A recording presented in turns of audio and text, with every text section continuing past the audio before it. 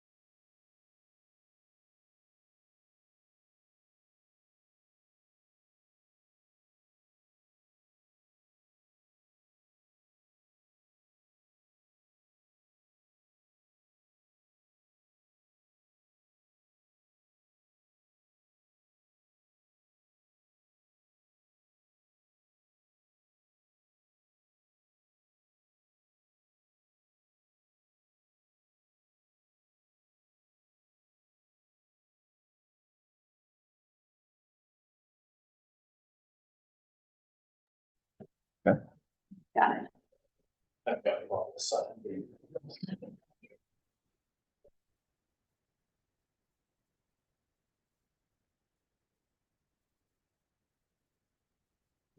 Good morning. Morning, morning, morning. How are you all? Well, how are Having a you? Good summer? Good. It's hard to believe that we're here again. Wait, There's two of you. Yeah, that's okay. Another one of you in the hallway. We will not allow that. we are looking forward to having a productive, and collaborative few days together, so that we can come to a tentative agreement and work to make sure that Topeka Public Schools is putting together a competitive package for our teachers, and that we are really working to create an environment where we can recruit and retain the very best for our students.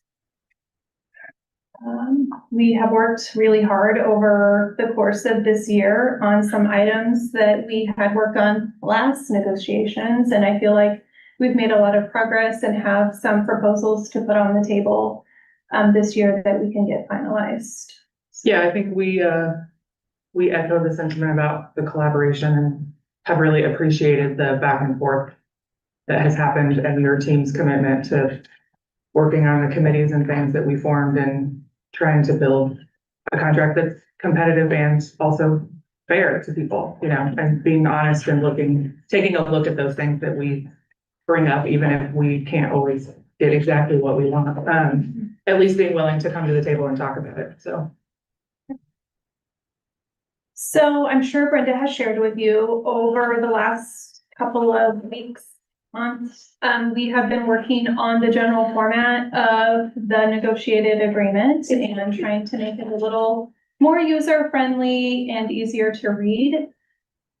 We had cited that as one of our housekeeping items, was just working on the general format. We have gone through, and worked with Brenda on updating a few items. I thought that we could maybe start with sharing what that looks like and seeing if there's anything else that you all would want to see done as far as housekeeping. Okay. Okay? Yeah. I printed one giant copy. Okay. But I thought no reason to kill a bunch of trees. I'll just share it. Oh, okay.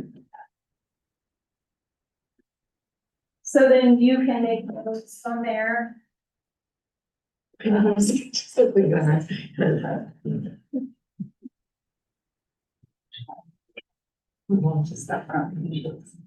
it's so much different, yeah.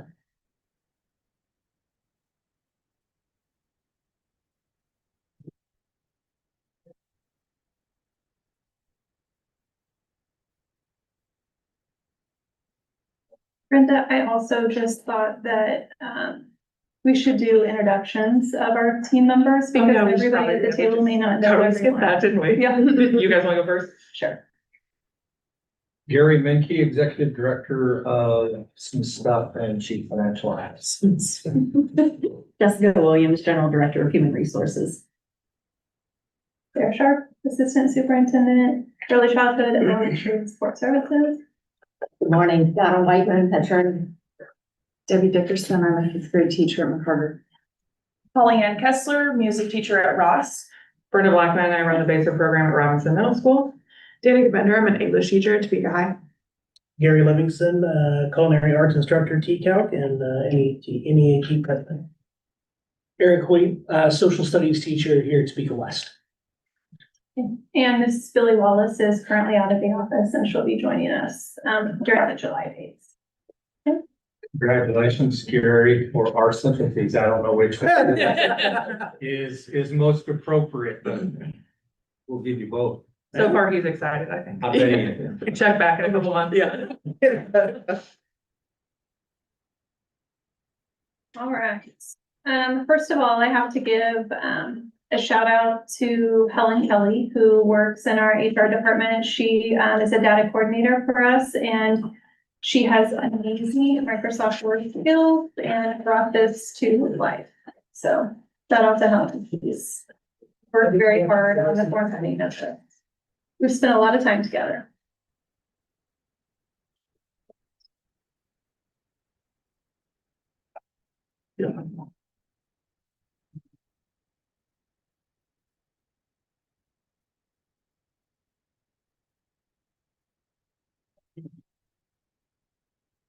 Starting with just updating the table of contents, removing some of the appendixes that are outdated.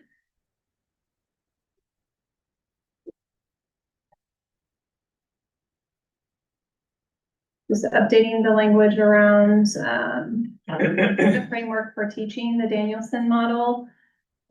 We have updated the language. Danielson changed and updated their language. And so since that's part of our agreement, this year we wanted to make sure that we were moving to that.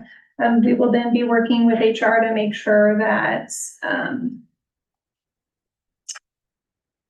TownNet is updated and everyone is able to see the updated documents in there as well.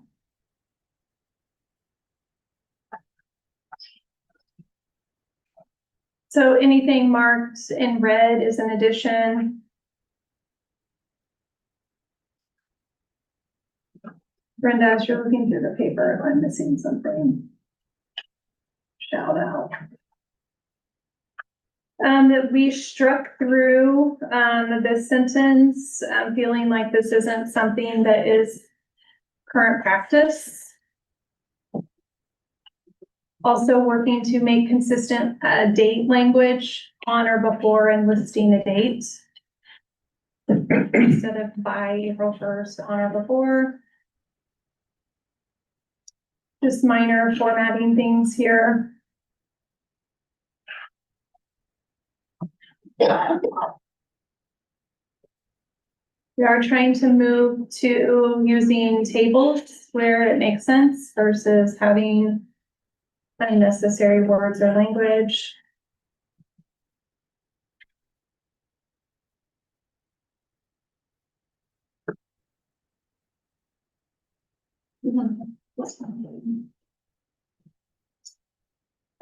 We just acknowledge our evaluations through our signature in Talent Ed. There isn't a signature sheet. I think a lot of this language was when we moved to the Danielson model and everything was paper pencil.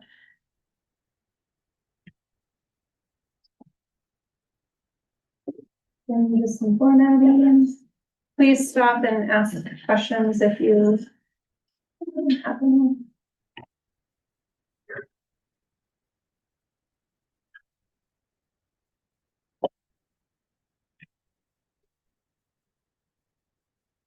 We feel like on step 2 that over the years, the language of step 3 had been accidentally deleted, so we added that back in.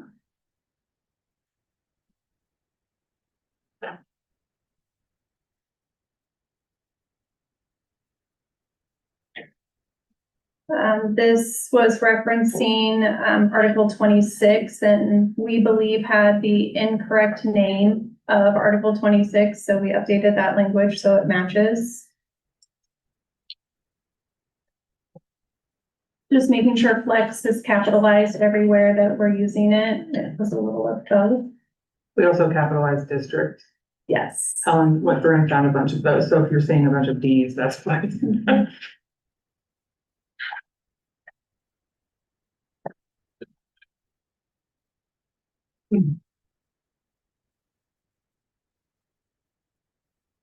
Again, just a formatting.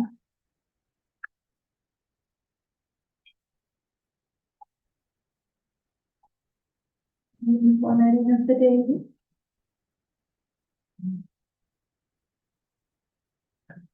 Really working on this formatting.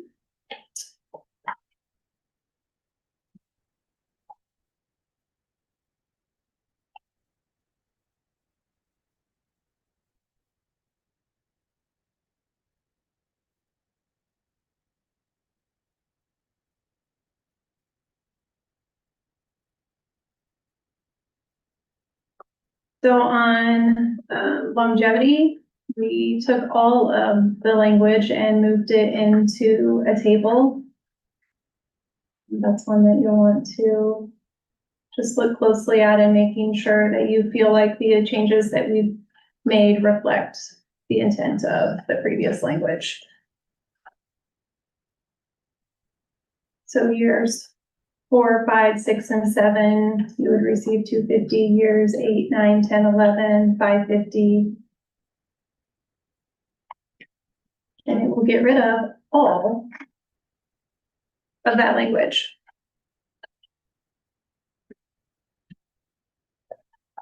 Okay, 36 is another one that we've spent quite a bit of time working on reformatting. Again, hopefully making it easier for everyone to locate the necessary information. And we're proposing to remove the totals.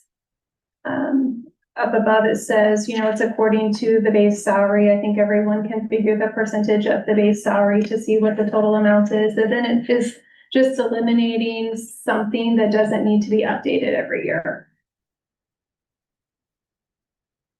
Or is the base salary actually like Yes, that's still in there. Okay. Yes. Just for And- easy reference for people when they're looking, so they don't have to go back, as long as the Right. base salary is updated there. Yeah, good question.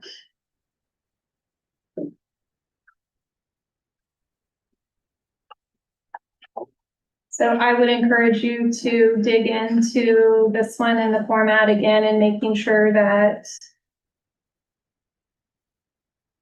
everything seems to make sense as far as how we have split things. Capital City Coordinator. That's not something that we currently have or use, so that was one that we were proposing to remove.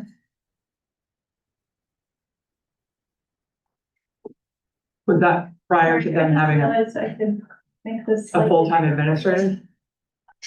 We think, Yes. okay. Kind of like how JAG does it now. Well, JAG has a coordinator. Right, that's what I mean, like they were doing it that way before, okay. And so this is broken down into high school, middle school, elementary, and then district-wide. What's a percentage? What's a flat rate?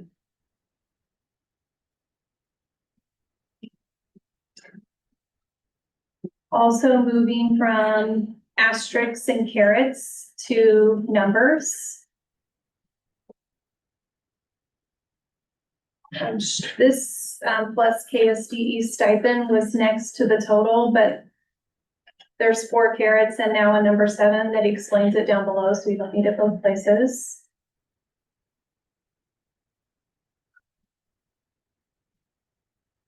And so this is where you can see it was an asterisk, now it's a 1, 2 asterisks is a 2. So just trying to clean that up.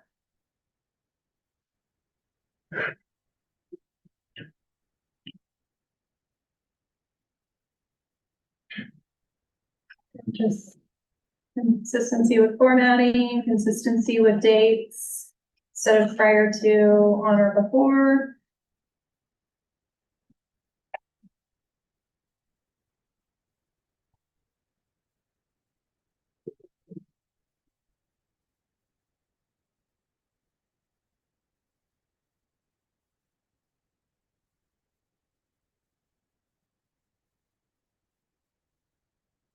In order to make the honor before April 1st work here, we had to change some language around that.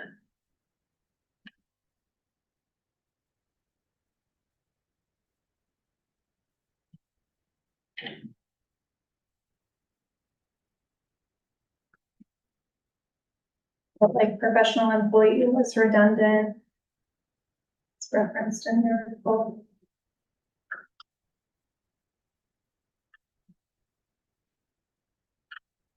Date change.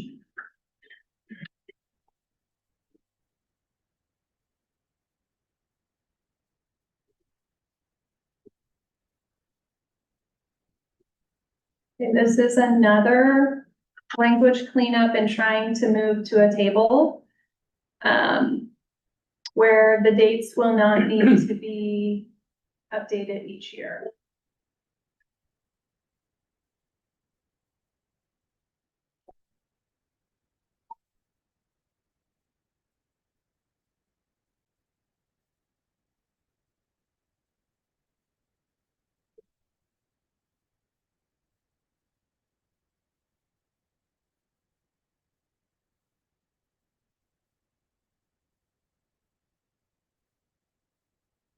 So all similar dates except moving to January 1, just so we have a consistent date. It previously had been, It was The always day changed to the day we started to winter break, yeah. yes.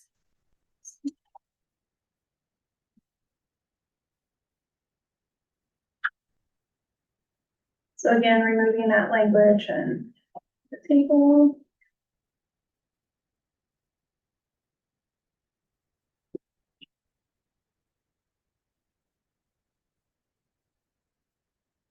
And here's that Danielson language change.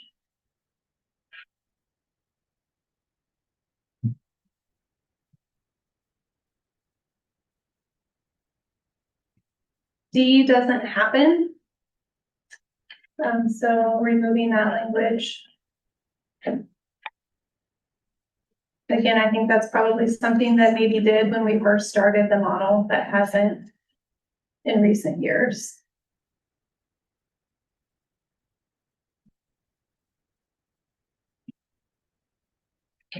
This is, again, the paper pencil form, so we thought, doesn't look like this anymore, probably doesn't need to be included.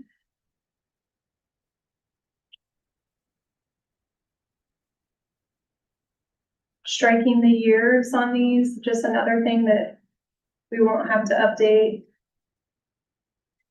Trying to make this formatting easier to read. The framework observation program column, again, were the names of the forms that we used when we started that observation tool. They're no longer called these names, so I think it's just outdated language.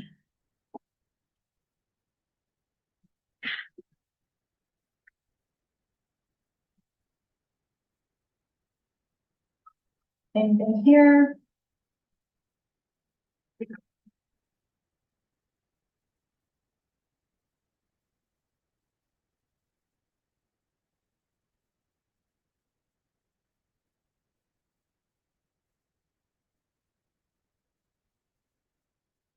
So this is the only other rubric that's included.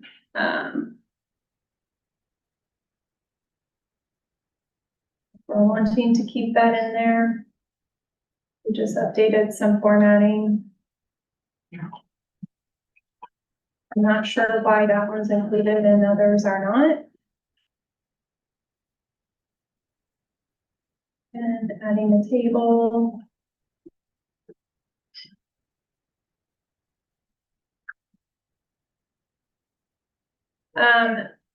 In the Article 36, it lists two.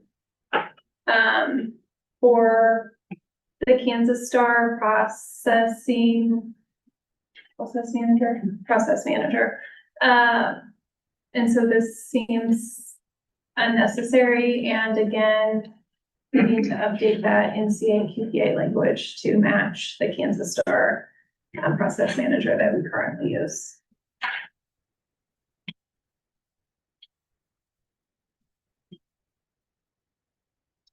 Just moving this to superintendent or their designee and removing the deputy. Feeling like this is something that could come out. I'm not really sure why the form was there.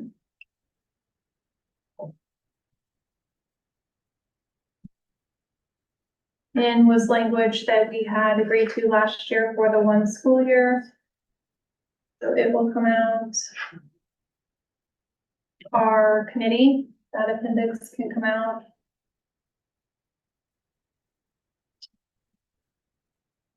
And feeling like we don't need a table of context and index. So.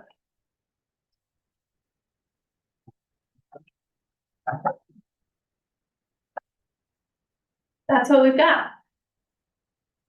Again, just a thank you to Brenda. She has met with us several times for giving up quite a bit of her time so that we could have that done and ready to go. So really appreciate that. I appreciate Helen. She found a lot of things I wouldn't have thought to think, so. Yeah. Yeah, any concerns or questions right away that you noticed? Okay. That's fine. So we have a couple of things that we thought we would share with you guys, and then we figured you might want some time to go talk about that, so then we could kind of start digging into this. And we can talk about this, while you guys are talking about these things. Unless you had a different plan. That's fine.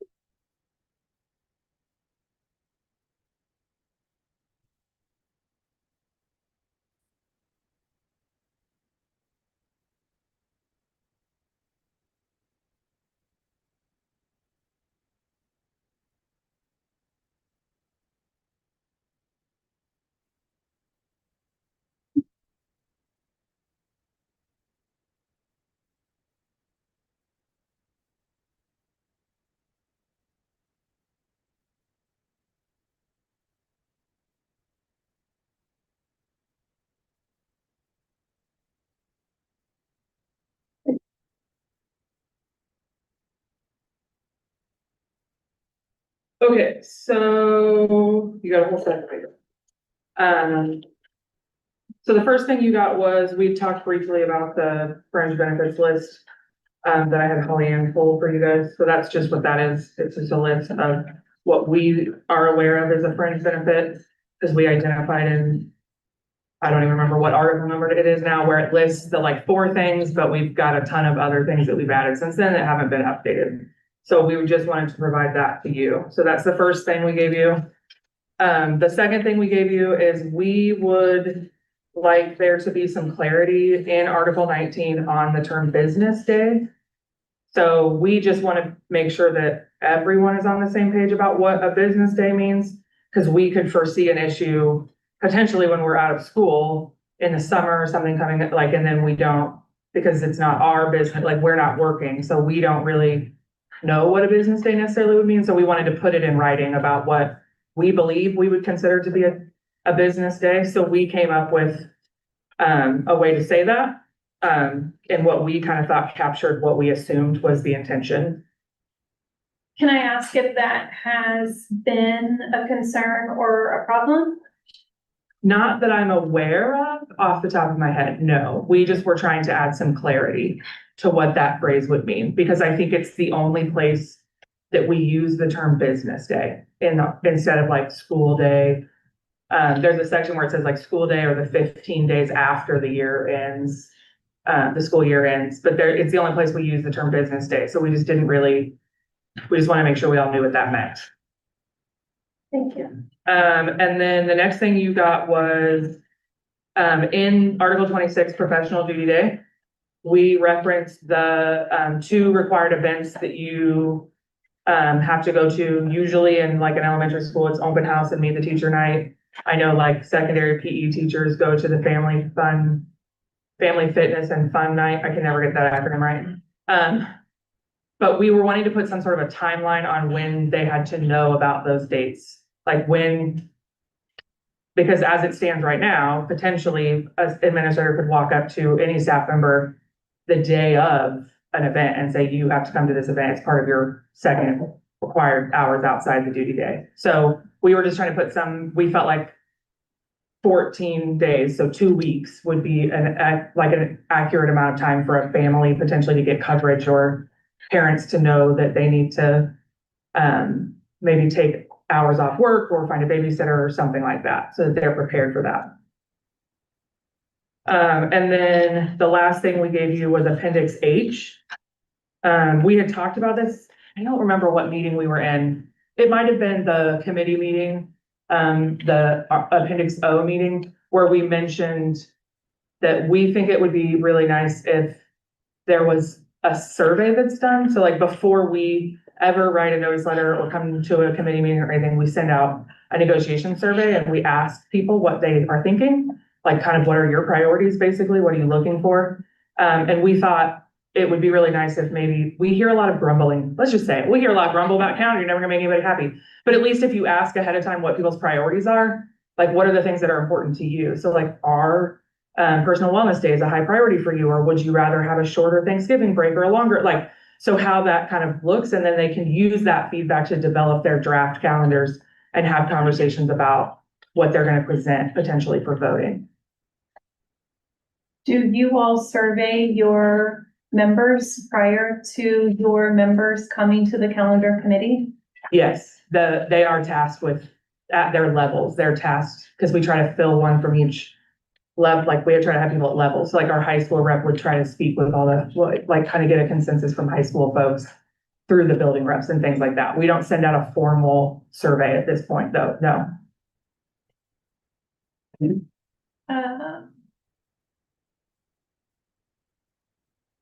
I think that that's something that you can choose to do, you know, more formally if you would like to.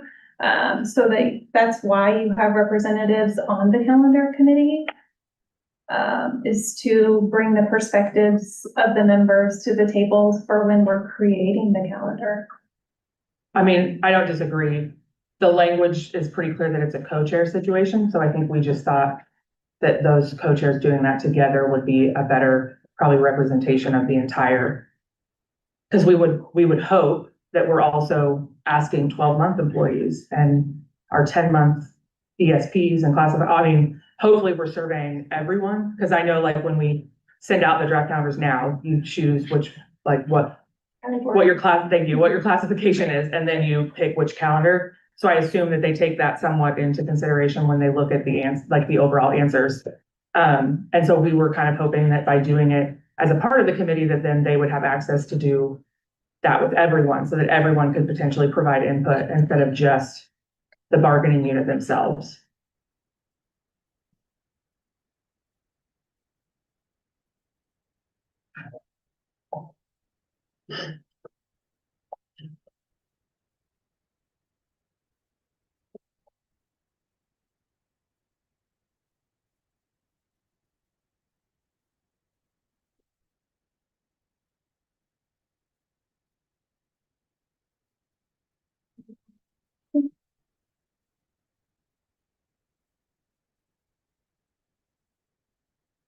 Gary?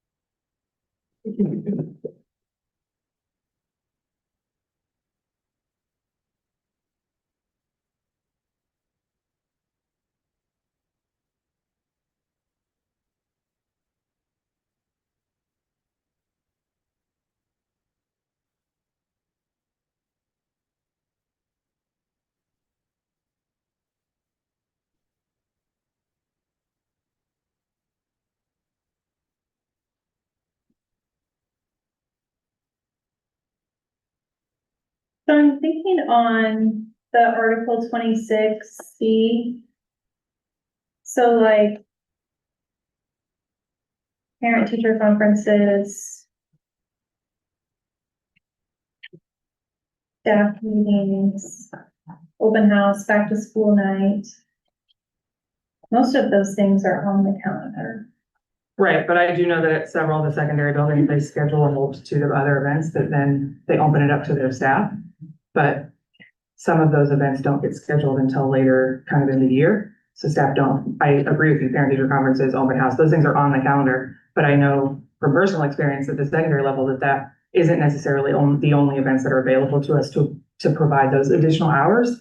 And some of those events get scheduled much later in the school year. So we've had issues where people suddenly found out that they had to come to an event that they're putting on, that they need to like do duty at for 2 hours the day it was happening in the middle of their lunch break. And so then they're scrambling to try to figure out what to do with their kids because their wife is a nurse and works 12-hour shifts or whatever. So then they just weren't getting accurate, like appropriate amount of time to make those plans.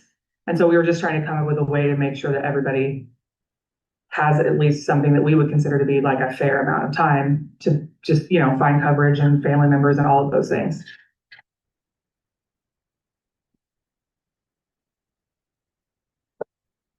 I'd be curious what event that is that pops up the day of. I mean, for us, it's like we will allow staff to sign up and work like school dances or our harvesters distribution or we call them leap nights because that's our after school program and things like that.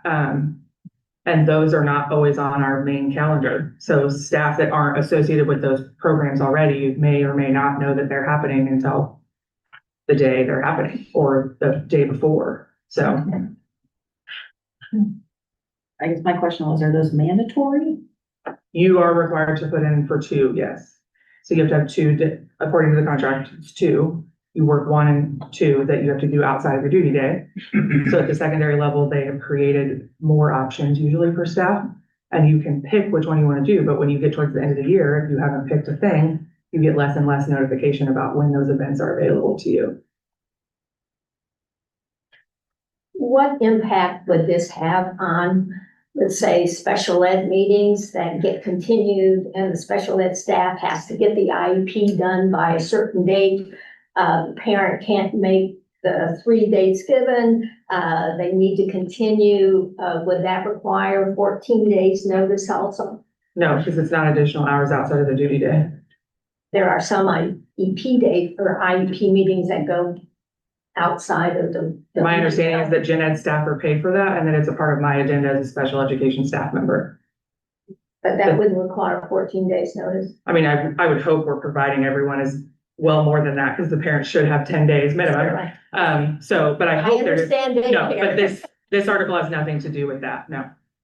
This is specifically about like community kind of events and bringing people into the building and things like that. Not like a specific like one student meeting.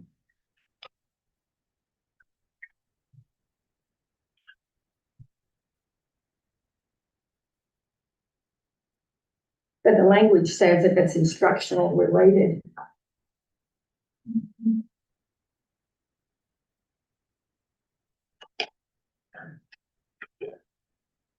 Well, I mean, if that's the case, then I suppose we have a lot of people putting in hours they shouldn't have to, huh? Because they would just never have to go ever again once they do their 2. But they're getting paid for them also. Right, but this is unpaid. In this article, you don't get paid for these additional hours. They're just required as a part of my contract to put them in. But they can always say no. To what? I can't say no What to 2 them. events they're gonna work? They have a choice of 2. I guess the examples that you're giving as far as the 2 events,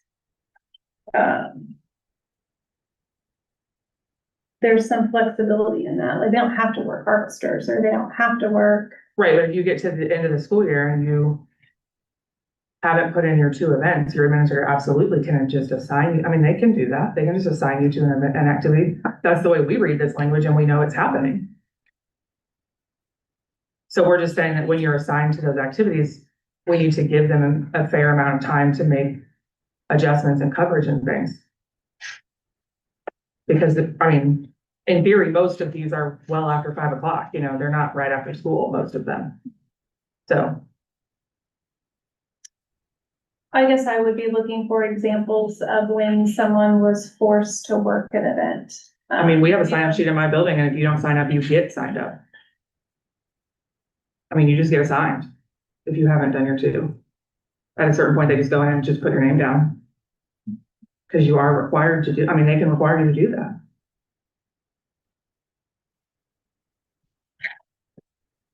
I know as a building principal, you know, there's flexibility that comes with when you've got a family situation, there's, you know, a conflict with the schedule. I can think of,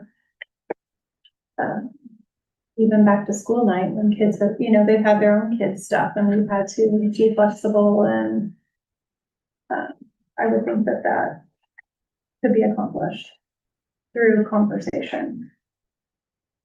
So I would be looking for specific examples of when the current language has been problematic.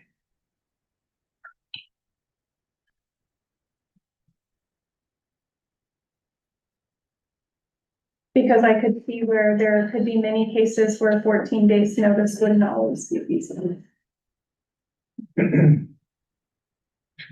Like what? That's just the example that Donna provided. But special ed meetings aren't covered in that.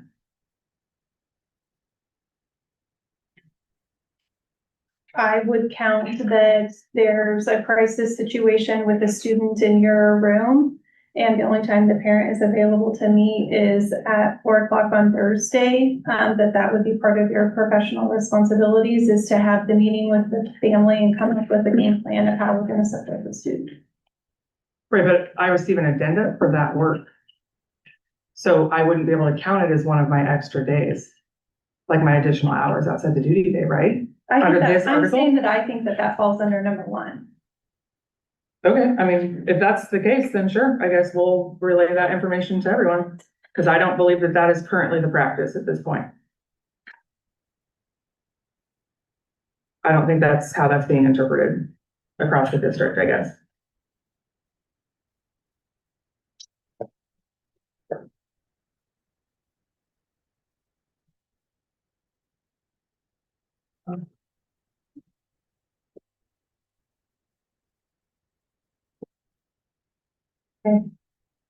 Again, if we have like specific examples of where that current language has been problematic, I think that would be helpful.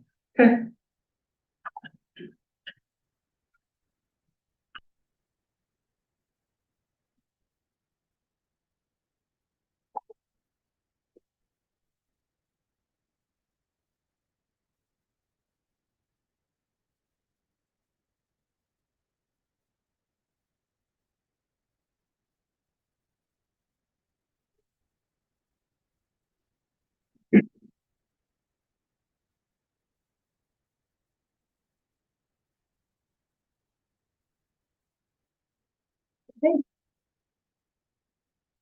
So, are you wanting to now spend some time looking at the housekeeping, the formatting? We'll spend some time discussing these. Yeah, I and think- come yeah. back together, How long do you want? 30 minutes? So 10, 15? Yep. Okay.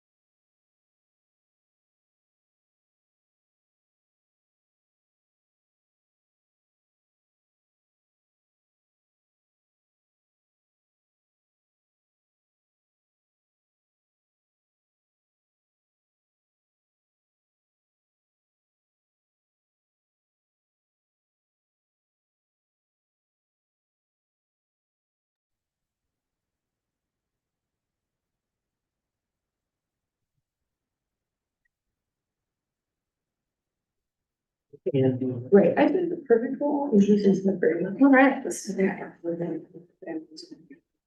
We have some feedback. You all Okay. ready? Can you pass out, our response to Article 19?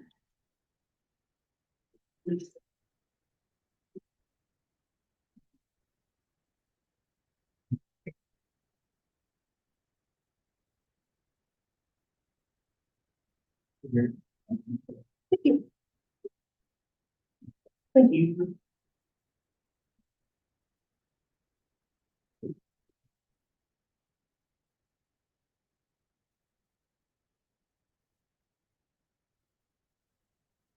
Okay, we are in agreement that, we believe that we should clarify what business day means. We thought it would probably be better served, however, under Article 2 in definitions, to give a definition of the business day, which reads, for the purposes of Article 19, business day excludes any weekend or federal holiday.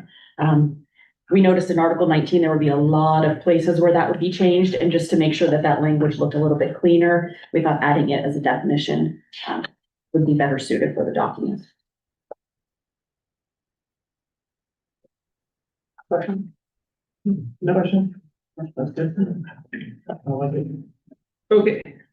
I don't at the moment have any questions or concerns about it, but we'll have to officially get a chance to chit chat before I can tell you what the team's thinking, so. But yes, I mean, we understand. That's. It makes sense to me.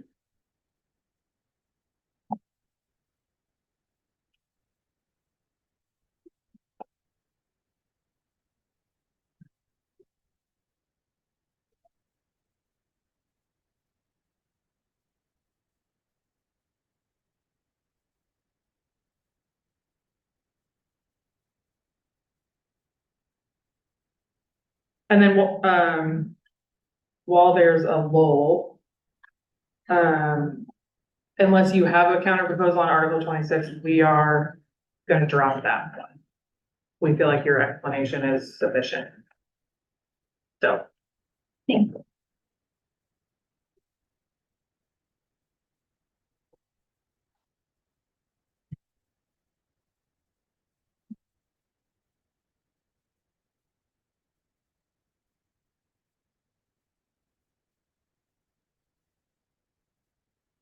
And Gary has got updated information for you around the fringe benefits. Article 38. So here, he made us think a little bit about that section, which probably needed more changing than what you had given us. But yeah, you had a nice list of what we had, and I appreciate that.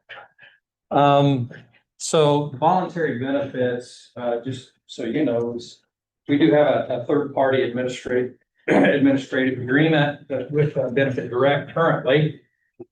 So they manage the section 125 or voluntary benefits for us annually. They do the review of the programs as well as any, if we want to go out for bid, we want to remarket some of this stuff. So they're really dependent on market forces. So I think we think rather than just creating a new list that needs updated all the time, that we would create some information in the language and make sure the benefits and the listing, right, are readily available online, the links. So what we think would make more sense is to rewrite B, not A, to strike any specific listing. And again, we wouldn't want to put carrier information in the negotiated agreement because there are contracts between the board and the individual vendors that are negotiated each year. But we would suggest that we would say purchase of a qualified benefit or benefits as listed in the current benefit guide, which is updated annually. And then a couple other suggested edits, which is more reflective of the process now as an online process. We don't hand anybody an enrollment form. It's an online election. And when you complete your online election, you are agreeing to the salary reduction agreement for the benefits that you select.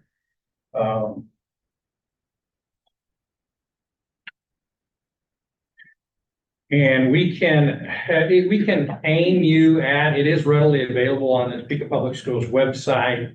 And, you know, we could maybe discuss if it's not something easily found, that putting a tab somewhere else, but that benefit guide, as published every year, it's done once a year. We typically meet late winter, early spring with our third party voluntary benefits administrative team to discuss, you know, are we happy with our life insurance carrier? Are we happy with our vision to determine whether or not we're going to make any changes in those packages this year? There should be no carrier changes that I'm aware of at all. So the benefit guide will look very, very similar to what it looks like currently. And that is on staff site. Then if you go to benefits direct, then the quick link is right over here for that benefits guide. So I think that's something too that we could work on, maybe making it a Click the little benefit. easier The to. benefit detail portal is kind of a nicer summary. Sorry. It's just the left one, yeah.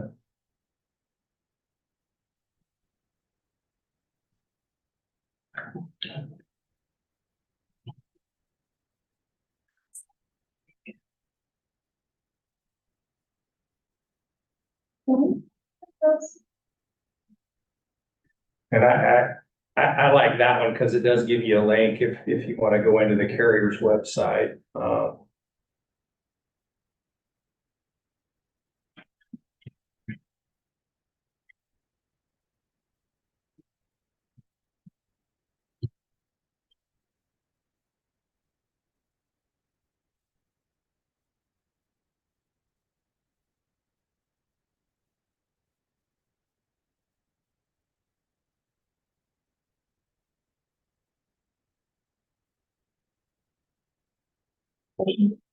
And I do appreciate you guys bringing this up because we did add, you're right, we do add, we added the MASA, the medical transport.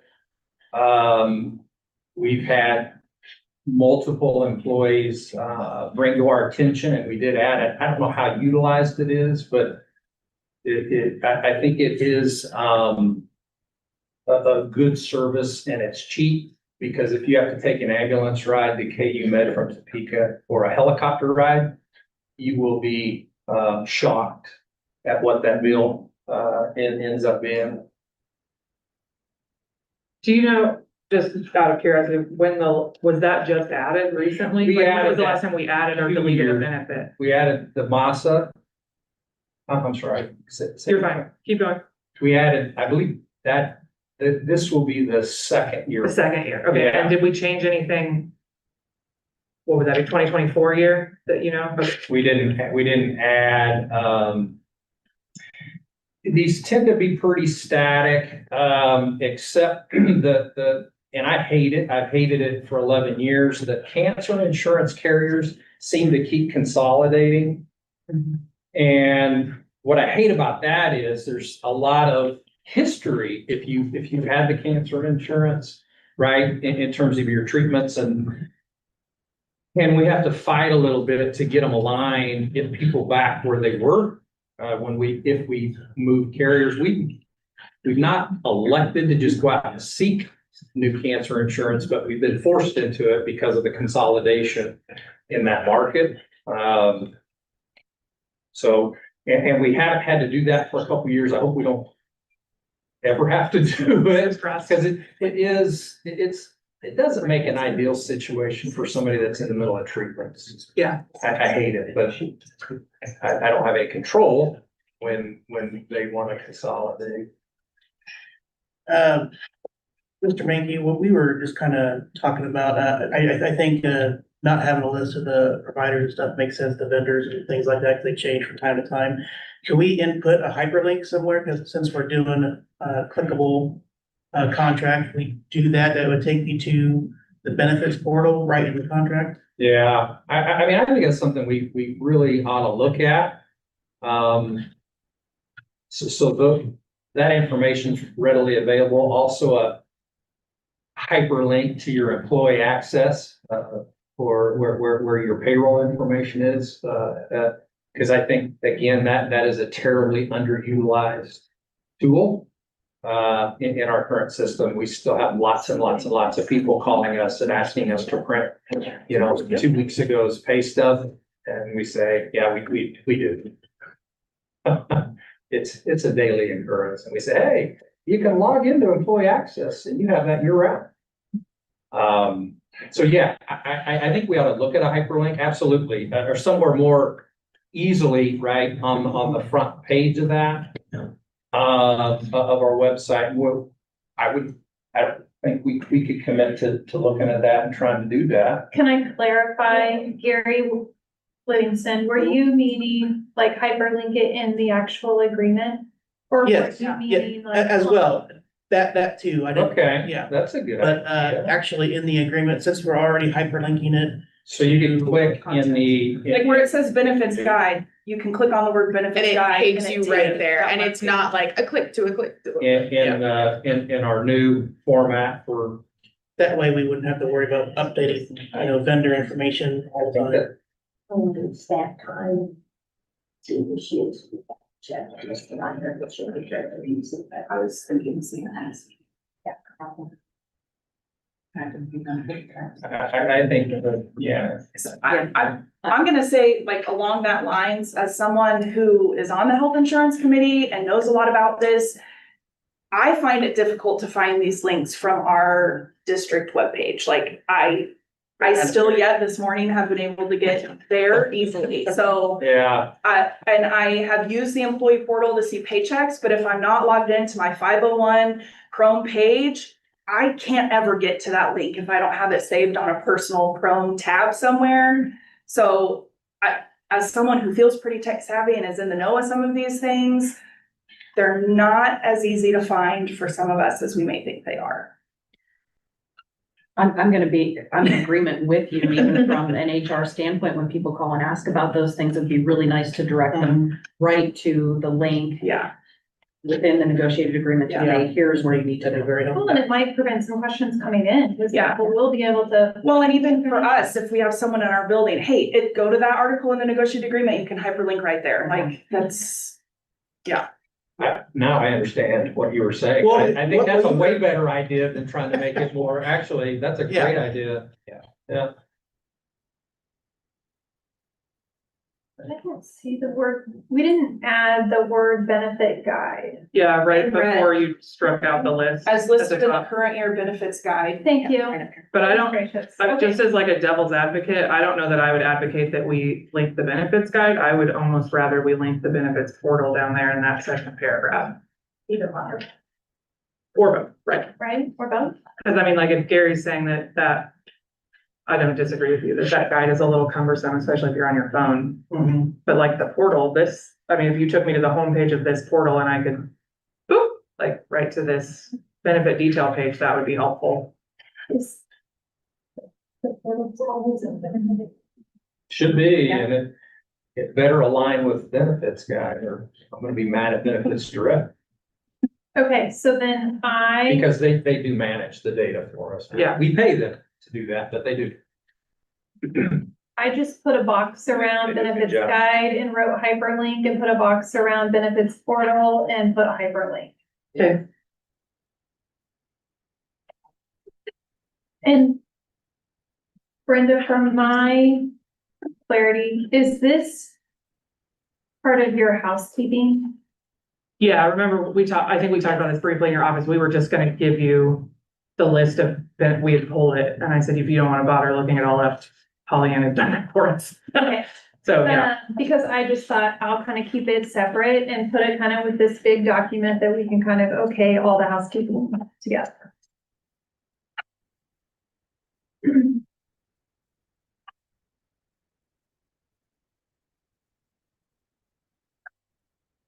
Do you guys want more time to go through that, and discuss it? okay, so, well, I mean, I can give you a couple things. I noticed in the table of contents on page 3, we duplicated Article 5, but the second one should be Article 6. She has the correct title, she just accidentally didn't put Article 6. And then I just highlighted all the ones that weren't articles. Were we just thinking because we're making it clickable, that it's useful to be able to click on, like the part 1, part 2, part 3, the early retirement incentive, sick leave sharing, sick leave rebate, conditions of use, emergency use. Like, was she just thinking because they're subheadings that it would be useful to be able to click on those?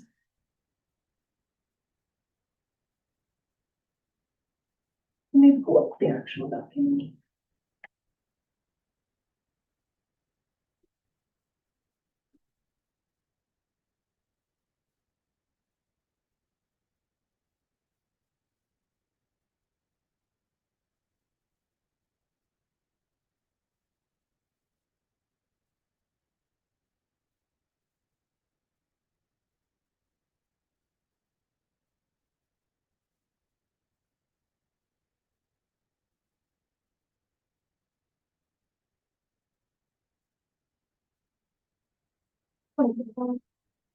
It's like Article 31, part 1, part 2, part 3.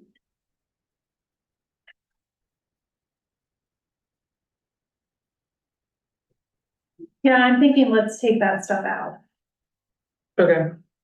Yeah, I didn't really, I don't mind that it's there. If we're gonna do hyperlinks, I was just gonna suggest that we like tab them over to indicate that they are a section of that article, not a separate standing component. But if we wanna take them out, that's fine too. Okay. And then it looks like on page 4, we skipped Appendix A altogether.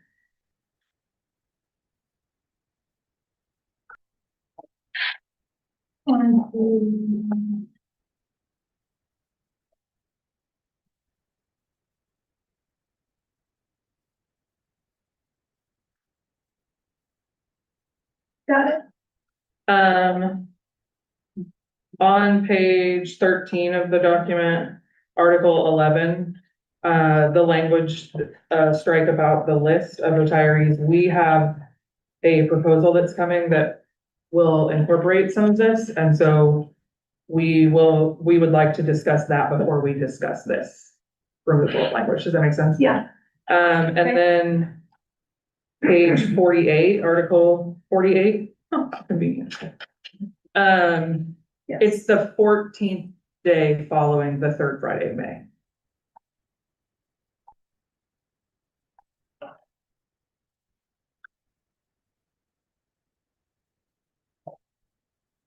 Okay, we'll look at that language. So then it would just be in that paragraph and then also in the chart on that first line. That would have to be looked at.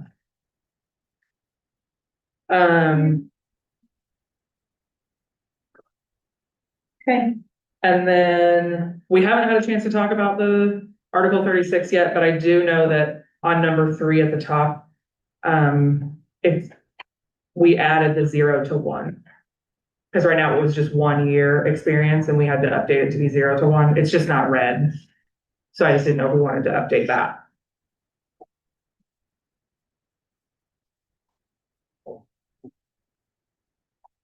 Yep, I see it. But we haven't really, we did everything else except for the Article 36. So we haven't had time to dig into Okay. that yet.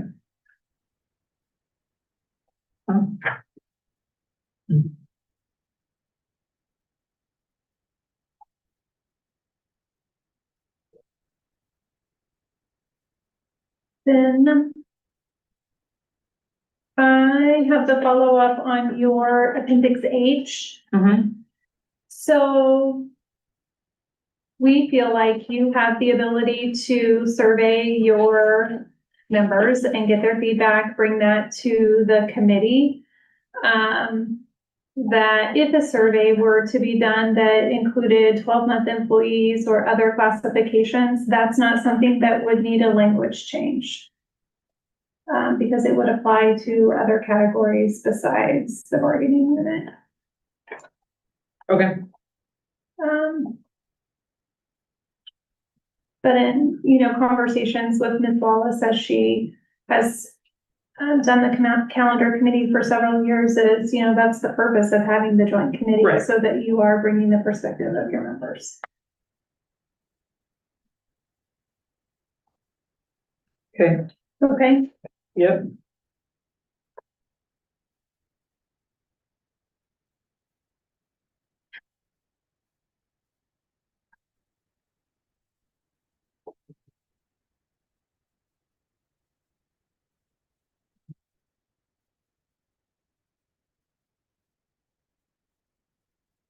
Um.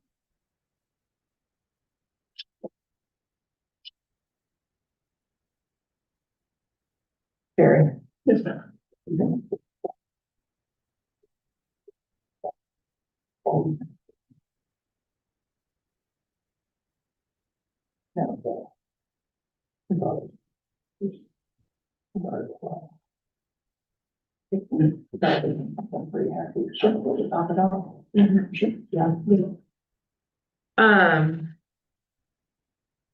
So we can give you the thing that includes the proposal about the language about the retiree list thing. okay, Cause it involves quite a bit, so it would give you guys something, that you could work on while we're working on 36 still.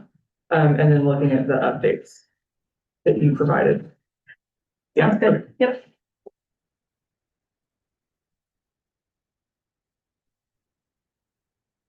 There's 2 pages for you. Just wait.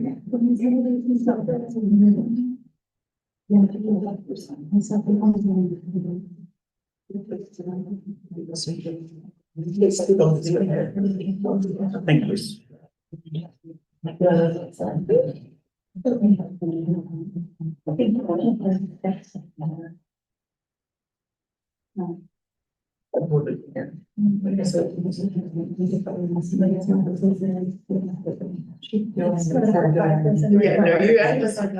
Sorry. So then this language is just, you'll see on the second page. We took the original language from 12, 15, and 16. I struck it all, kind of like Helen did with some of the charts, and then updated it all to be in one Article 12. So basically, we're proposing that we move and update that language into Article 12, so then Article 12 just becomes one big article about association business, essentially. So say that one more time. So we took all the stuff from Article 12, 15, and 16, Okay, struck the language out of those articles, so they would be the same as, I put it in there, the intentionally left blank reserved for future use. We have that in Article 37 now. So they would just be empty essentially, and then move them all into Article 12. And then use the updated language that we would like to see considered. So then it would all just, and then kind of updated the name of the article to encompass all of those things into one. So instead of having to go one place for this, one place for that, it would just all be in Article 12. okay.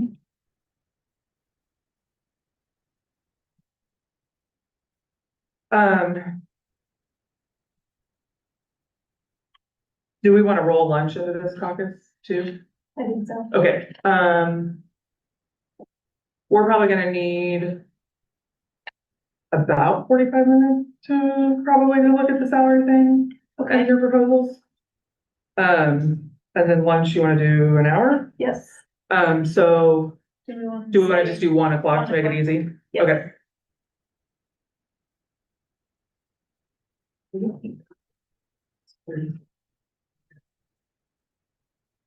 Yeah, because I'd rather, have really good confidence. So we'll be back at 1. Sounds good. Okay, thank you. Yep. Do you care if it's in color? No. Unless the color.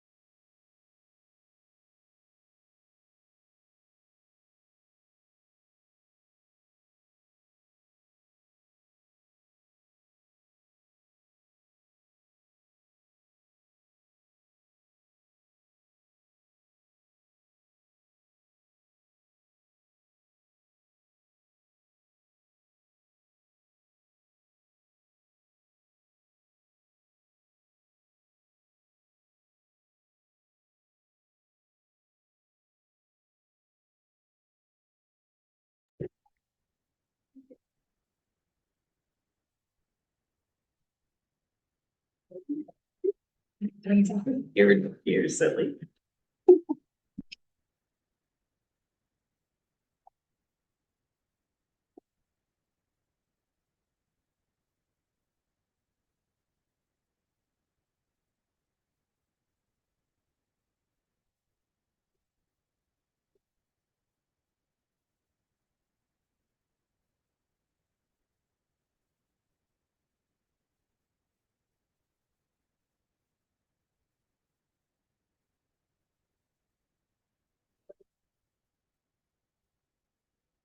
You want us to start?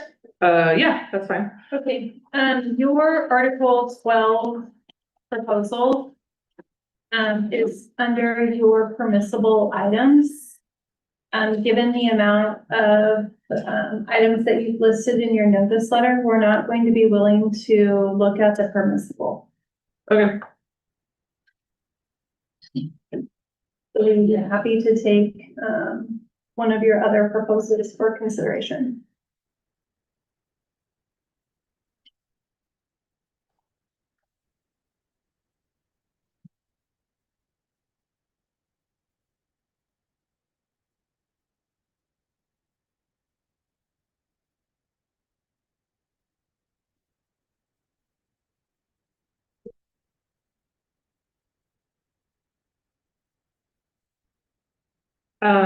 Your Article 2, Yes. that's fine. Okay. Um.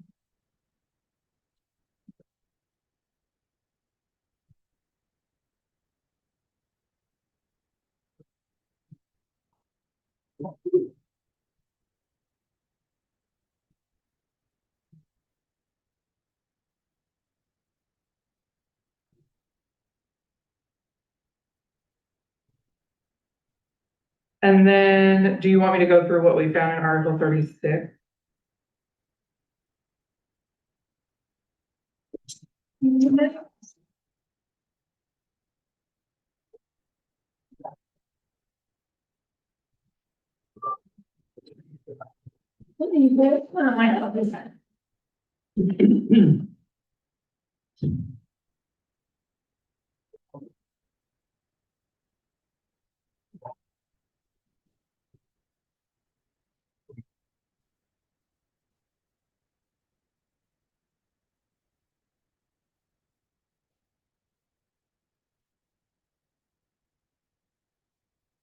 Okay. So just like cleaning some things up, we found under high school athletics experience 0 to 5+. The activities coordinator is listed under a title, but it just needs to move over to the level.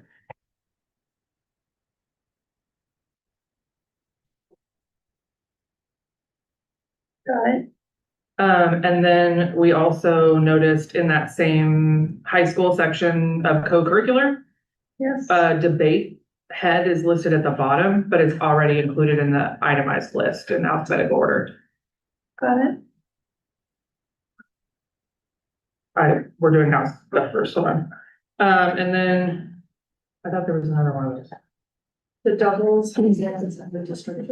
That's it, right? And then under the district flat rate section, I we didn't have- hear what Holly answered. I had asked her a question Okay, about, sorry. we're sorry. at the bottom of the district flat rate, we have the district mentorship and the dual language. They're duplicates because they're already listed in they're in the alphabetical order up top already.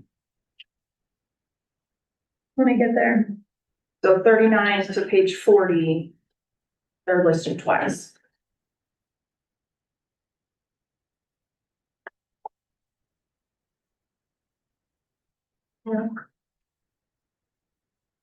Dual language and.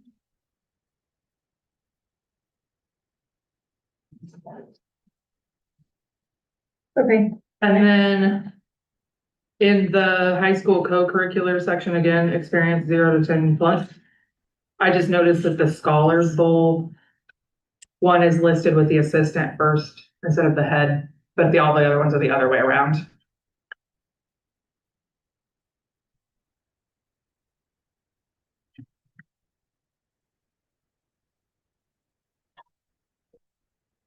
got it. And then I just had a question about the foreign lang club under high school co-curricular experience 0 to 5+.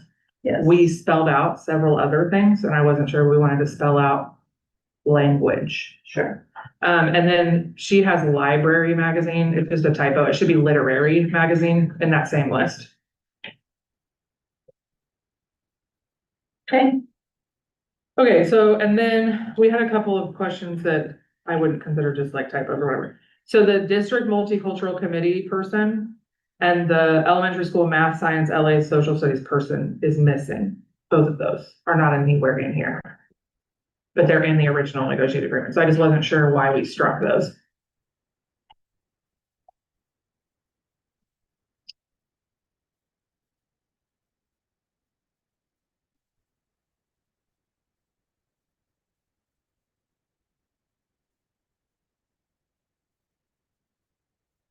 elementary. It's the bottom of page 62 of our contract.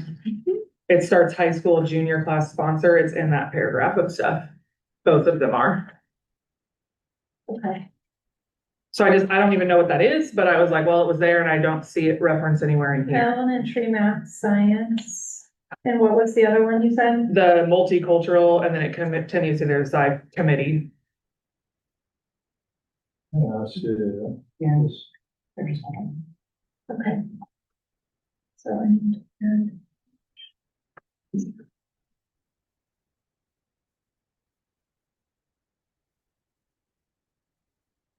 Well, and I think maybe we didn't know what that was. I have been on both of those committees. They exist? I'm no longer on it. Oh. I don't know that they exist still. Okay.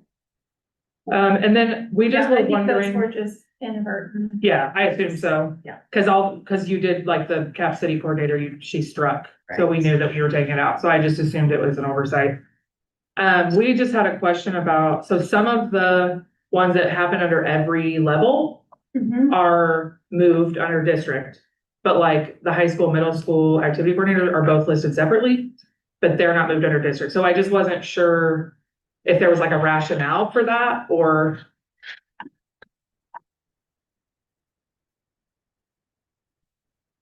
We wanted high school and middle school coordinators listed separately. Okay, Intentionally, that was a conversation I'd had with Mr. Dick about, if in the future those rates changed, we wanted there to be a difference between the two. okay, that's fine. We just weren't sure. Yes. And then under the high school athletics experience 0 to 5+, we struck first semester, second semester from those. But I think it's because they get it twice if they do it all year. I think they're two separate agendas. And then the flag team should be first semester, second semester, because that's what's currently in here.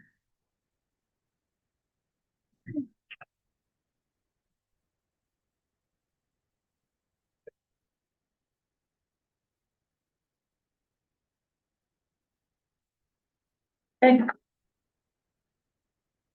And then, what was the other thing? Oh, we talked about some of so as I read through it, I think I understand why we did it this way, but I am just wondering if, for cleanup purposes, if we don't want to. So several of the high school co-curricular experience 0 to 5+, they don't have an assistant, but we list their title as head. Some of them we don't. And what I think I figured out is that, like in here, the original, at the beginning of the line, it would say head, and then it listed a bunch of things, which is typical how we did it. So I think we moved those over, and then some of them didn't have that at all. So we just left them with no title. So we were just trying to figure out if we wanted to remove the head title from the ones that don't have an assistant. okay, So, and that we leave that up to you to decide if that's necessary or not. We just were curious if that was something we wanted to do.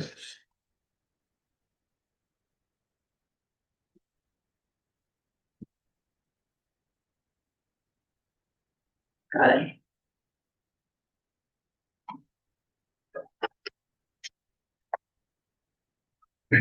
That was all of them, right? I think we're so, okay. Yeah, I think that was all the ones we found. All great catches. Thank you. That was a huge Yeah, It's a big undertaking shift. to reformat, so I appreciate you all looking that closely.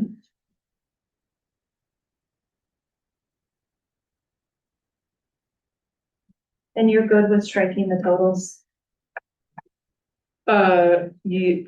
Yeah, I think we're fine with that. There was a question about whether or not that's important to payroll, but my understanding is that it would not necessarily be. Cause they don't look in the negotiated agreement for that information. They get a sheet anyways, and yeah, okay. Yeah. So my understanding was that's not important. Yes. I shouldn't say not important. It's very important how much money you make. I just mean, Double check. they don't need that information right there in the contracts. Yeah, and really that's part of Helen's position is, looking at those supplements, entering the amount, making sure that the amounts match what's in the agreement. So.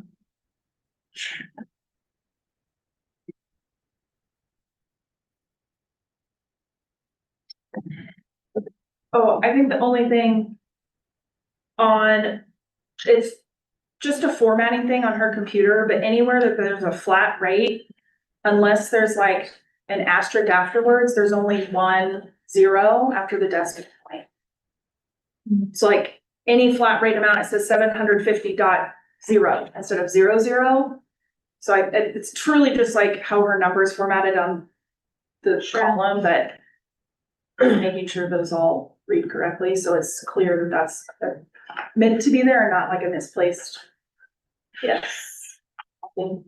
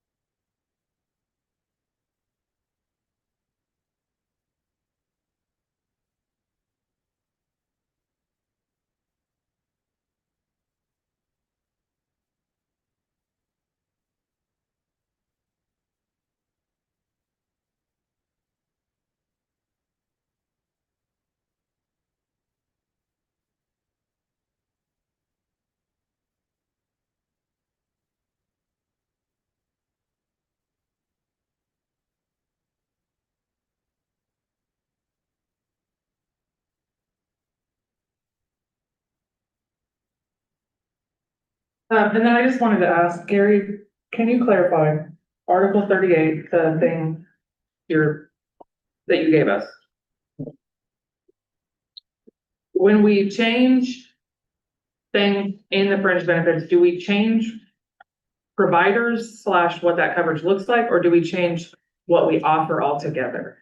Like, has it been that like one year we offered catastrophic illness coverage and then we suddenly didn't the next year, or do we typically leave those all kind of No. like the categories the same? The categories, we haven't, necessarily dropped or added it outside of the Masa one here recently. I mean, the ones that have been on there historically, we feel are beneficial or important to employees, whether there's a high degree of participation or not, sometimes is, but those are kind of the core things that you would see offered in other voluntary benefit packages. So it's typically, if there's a change, again, it's a rare thing, like we added Masa 2 years ago. It's more if there's consolidation, like within that cancer, like I told you, among vendors, so we have to swap a vendor. And we were very close this year on life insurance. I know in the payroll department, the team member that handles the billing of life insurance claims wasn't real happy with our current providers' response oftentimes when we had a death claim. And so our TPA is working with Reliable. I think they're adding a concierge package. I know Donald Trump would call it the gold card package, you know, where when we call, we have that higher level of service so we can communicate to the spouse or to the, you know, whoever the beneficiary is. Here's what to expect. But in terms of the package, you know, it's something that you'd hear discussed around if we were going to add or subtract a voluntary benefit. If there's some, you know, maybe you bring up a good point. Maybe there are some in there that we can talk about that, you know, based on utilization, you know. Well, we were just trying to figure out if, instead of deleting the list altogether, if we wanted to just put the overarching benefit itself instead of being specific about exactly what it is necessarily. So like I mean, to the best of my knowledge, we have these areas right now covered. So like, instead of getting rid of the general area of the benefit, do we want to just add the other areas of the benefit to that list so that it is all here? I guess was what we were just kind of trying to figure out. Yeah. I don't know. I think the cleanest and I think clearest is adding what we had discussed, that language that, you know, those voluntary supplemental benefits are, I mean, they're reviewed annually. It's a one-time deal when we look at that benefit portal, that benefit guide, and put a hyperlink in the agreement.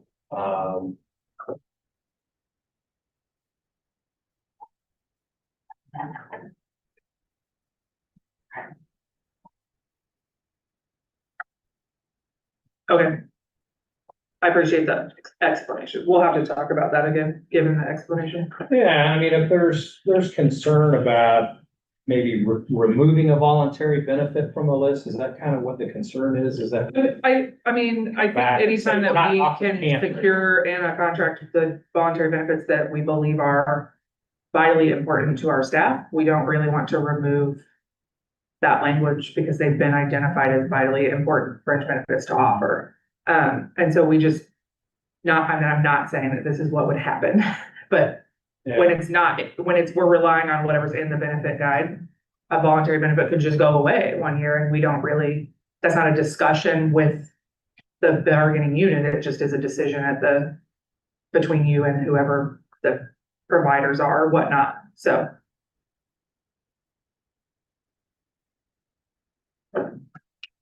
Okay.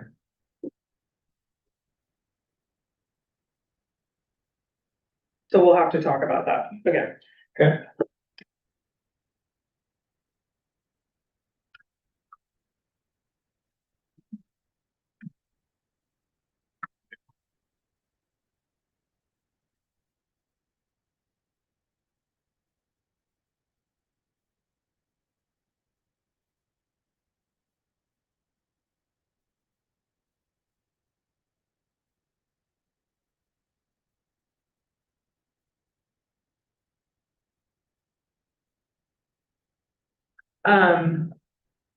Do you guys want to talk about your proposal for, I don't remember exactly how you worded it, sick leave?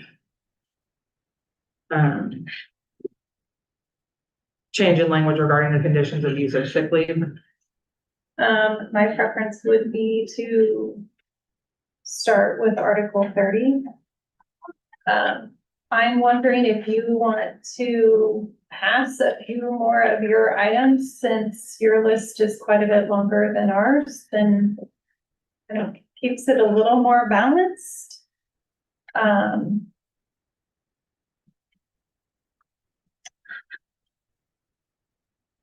mean,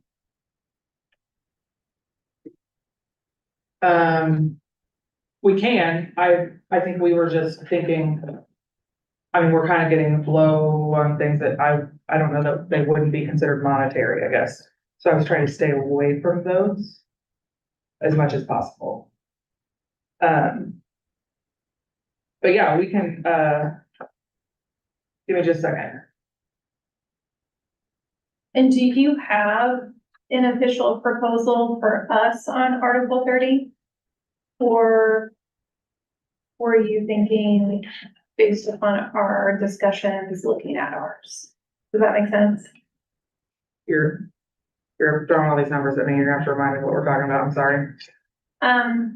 30 is the extra digit, the extra. Oh, we do. I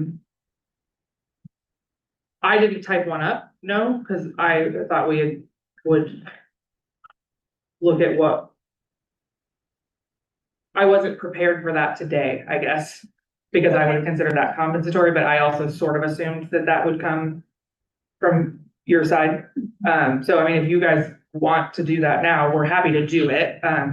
But I don't have anything to offer right now to you for that. Okay, so my thought is if you wanted to share a few more of your items, and then we will share our proposal for Article 30. Okay, So then we can kind of, have some stuff to talk about? yeah, Okay. get stuff balanced too. Let's do.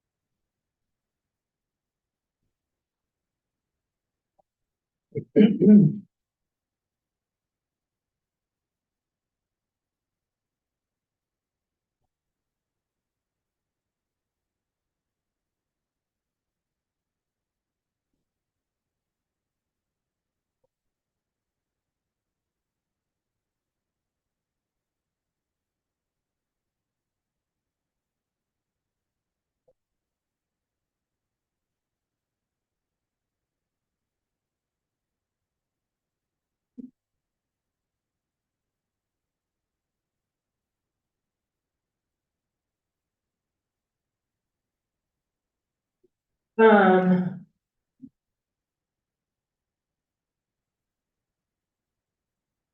So Article 48 in front of you, I edited just now, to map, because we don't want to talk about the formatting that we've already dealt with in the other document, I guess is what I'm trying to say. So I just want to focus on that bottom piece.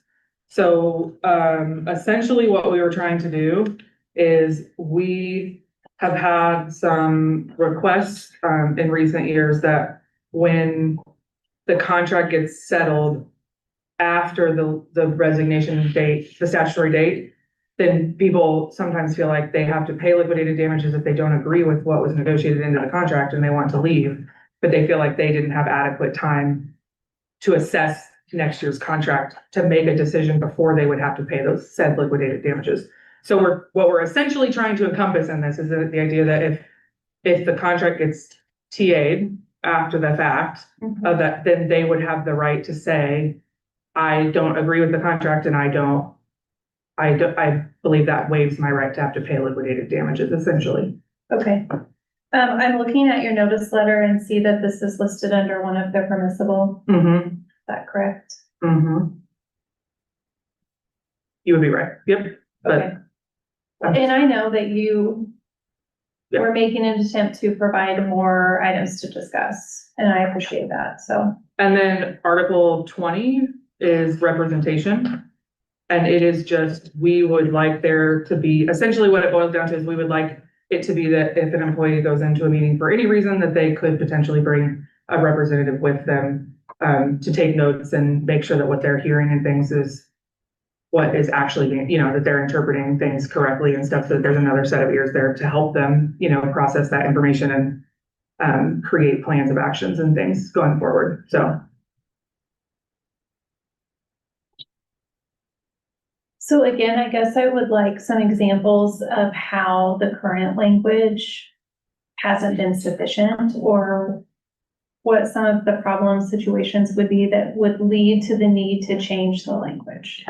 I mean, we've had in recent years, and I don't want to be too specific because it's personnel issues, but I think we in recent years have had issues where staff members did not necessarily understand what was being said to them, which then led to actually having a written reprimand or something because they didn't make the corrections that they should have based off of a meeting that would not have fallen under disciplinary at the time, based on the current language. So they then ended up in a disciplinary situation, which perhaps we could have been helpful and helped avoid having to go through the formal process by making sure that that person understood exactly what was being said and was able to enact the things that they were being asked to do to avoid that.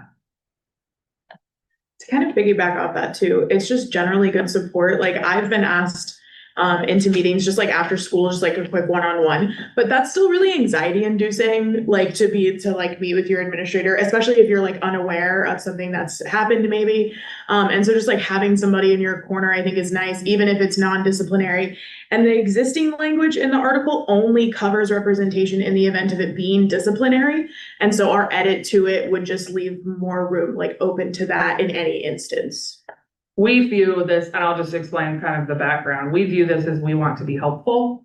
And we felt like this is a way for our building reps and our association leaders to be helpful, and maybe circumvent some of the issues that we all know stretch on maybe a little bit longer than they needed to. Because we could be helping with that before it reaches a point of discipline where they would then be advised that they could bring a representative and things like that.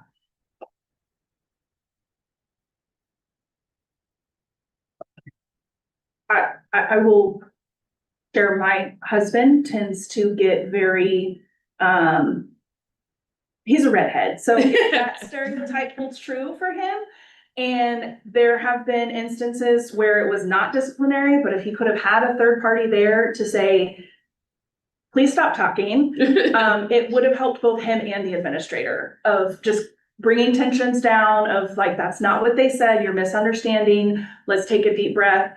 And not that he's ever gotten in trouble where it's become disciplinary, but that just putting him in that situation where there's not that neutral third party to be listening to both sides, can create issues for other people. He hasn't gotten there, but I know there are other people who have approached it and like, that is a lot. And having that third party can just help alleviate emotions.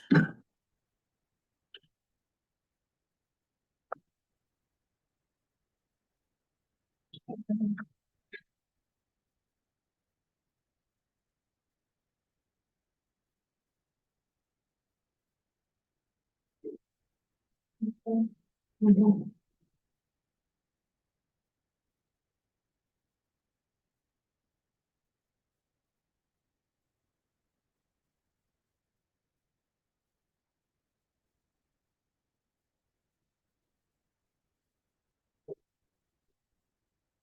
we caucus for just a little bit? We can look at these, you can look at fringe, and if you wanna make adjustments to that, Yeah, then we could come back together and then look at 30, hopefully. do you want us to They did prepare not yet. something for that? To try to prepare something in caucus for that, or? I'm fine with providing our proposal, Okay. and then you all can make edits if needed. Okay, how long do you wanna, 20 minutes? can we do half an hour? Just do 2 o'clock? Yep. Yep.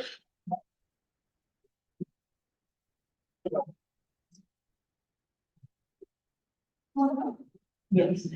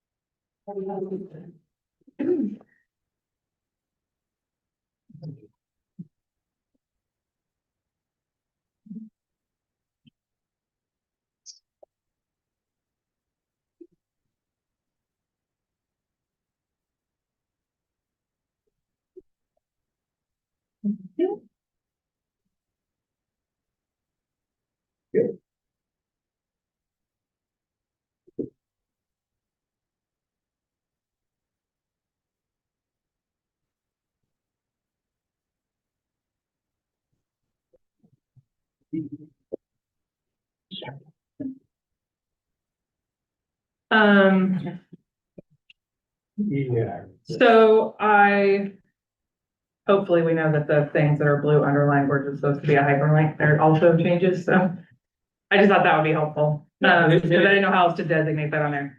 So basically what I did was I just went and I kept the things in those bottom 2 paragraphs that you guys had changed and updated.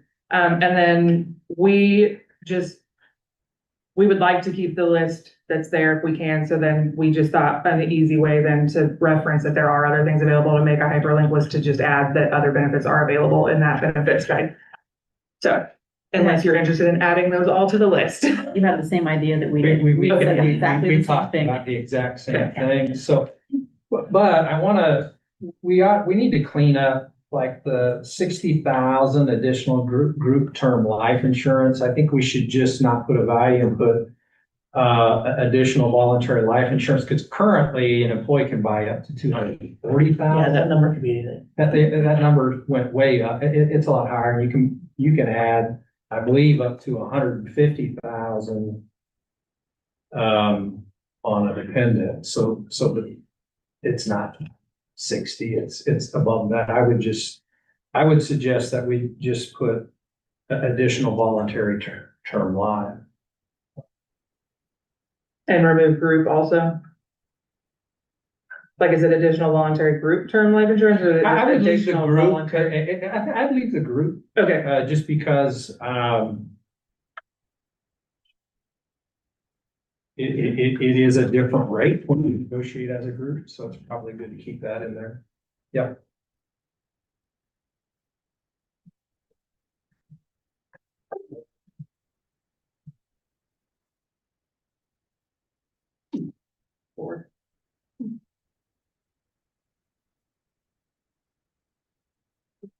But Al picked that up. yeah. Great.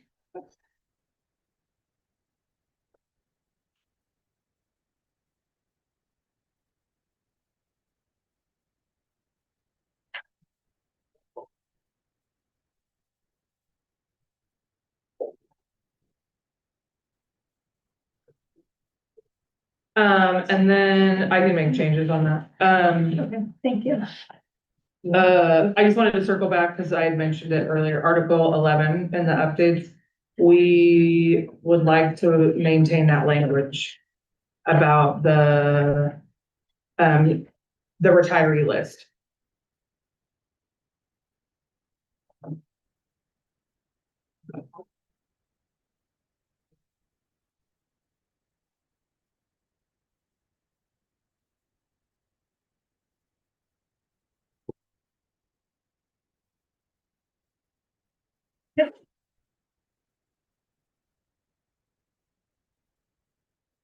Got that?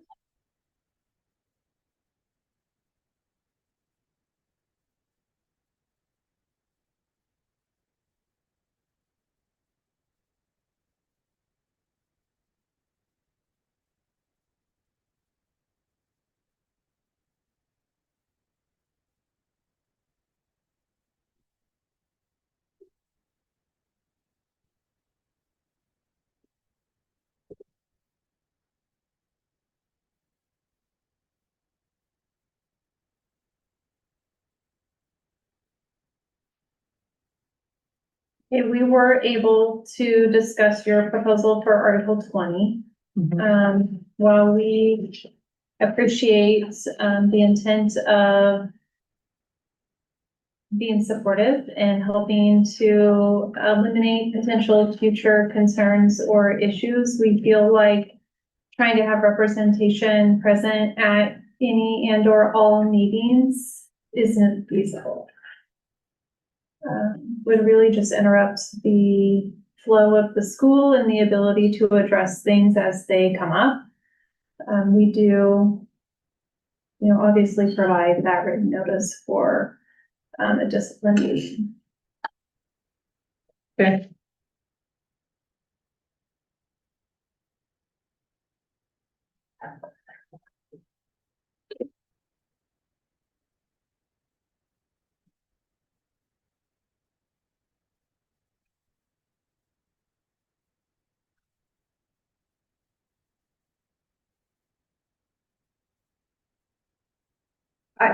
Can you explain why you think it's not feasible? Like how, that's not adding any more work to your plate or administration's plate? So what do you mean by it's not feasible and would add to the stress of the workday? I think that trying to schedule representation or have someone present in all meetings that need to happen isn't feasible.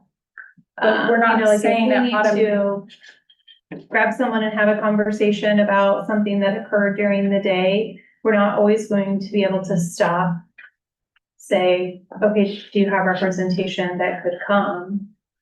But I wait don't- to have those conversations. I'm sorry to interrupt you. I don't think the existing article is saying that the administrator is then waiting for us to say, oh, we're gonna have representation. I think it's our choice as the person being asked to have the meeting that we wanna have representation. And then the language that we're providing means that we would inform the administrator. So again, it doesn't require anything of the administrator, doesn't change anything for what you're doing. And it's not saying that every meeting would have, it's just if someone were to choose.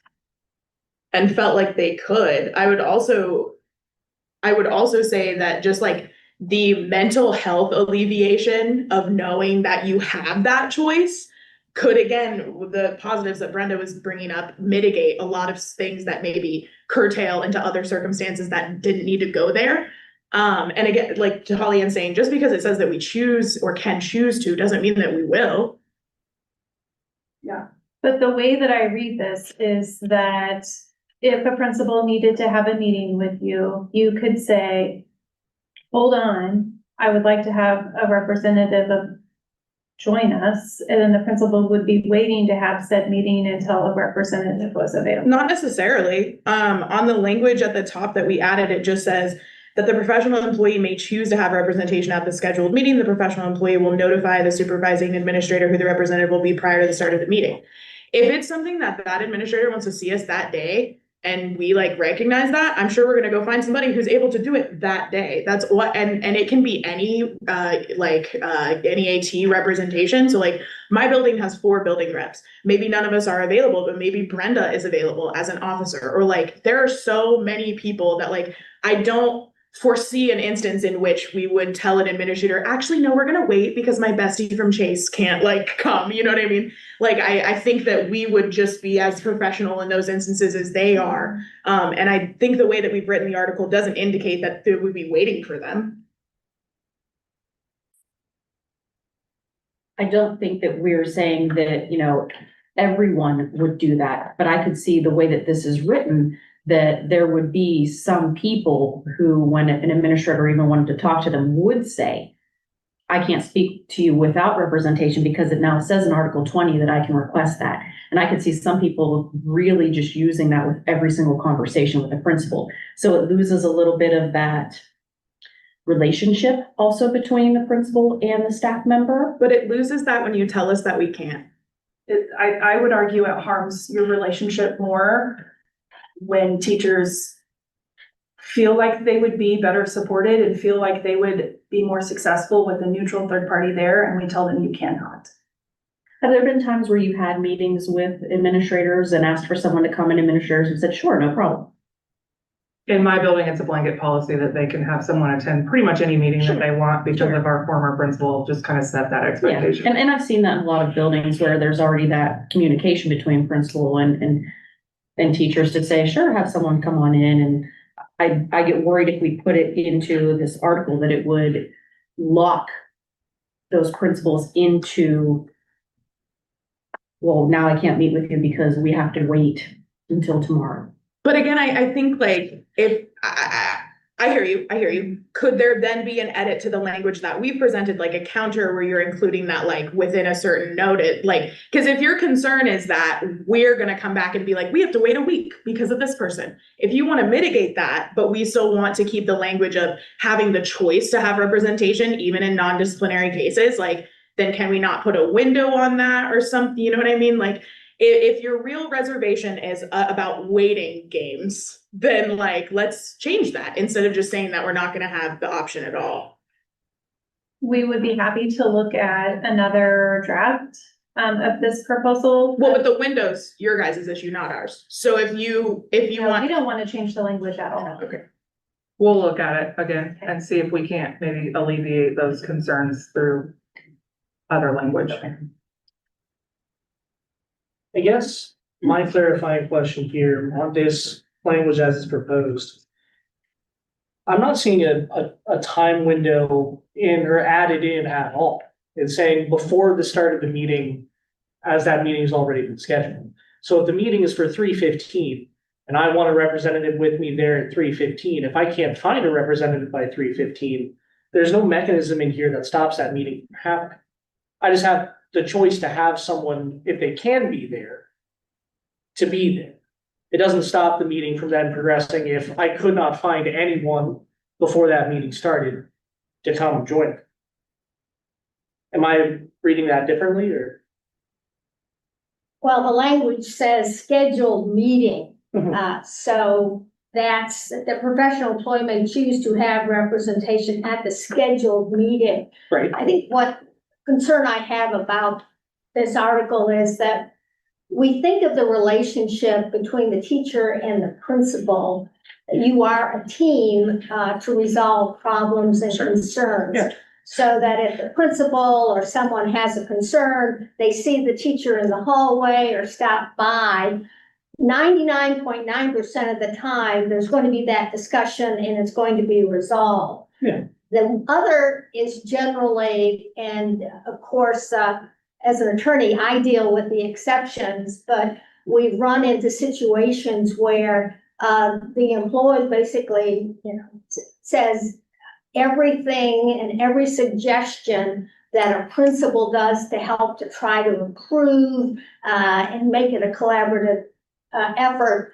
They basically, and it's a rare exception, but it happens at least once or twice a year, that they're not going to do that.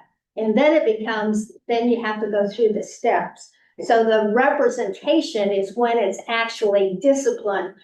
The idea that we would apply a more formal process like that into the pre-discipline, when it should be a collaborative effort, adults talk to adults, you need to get to work on time or whatever it is.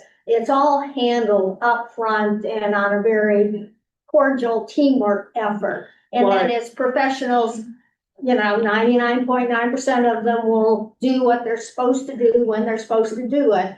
But the language that's inserted there benefits the very small group who, no matter what's done, you'll be getting to discipline anyway, so they'll get representation. I just have a lot of confidence that teachers on a day-to-day basis as professionals will resolve it, and I think we want to encourage that relationship with them. We're on the same team. We're here to help kids.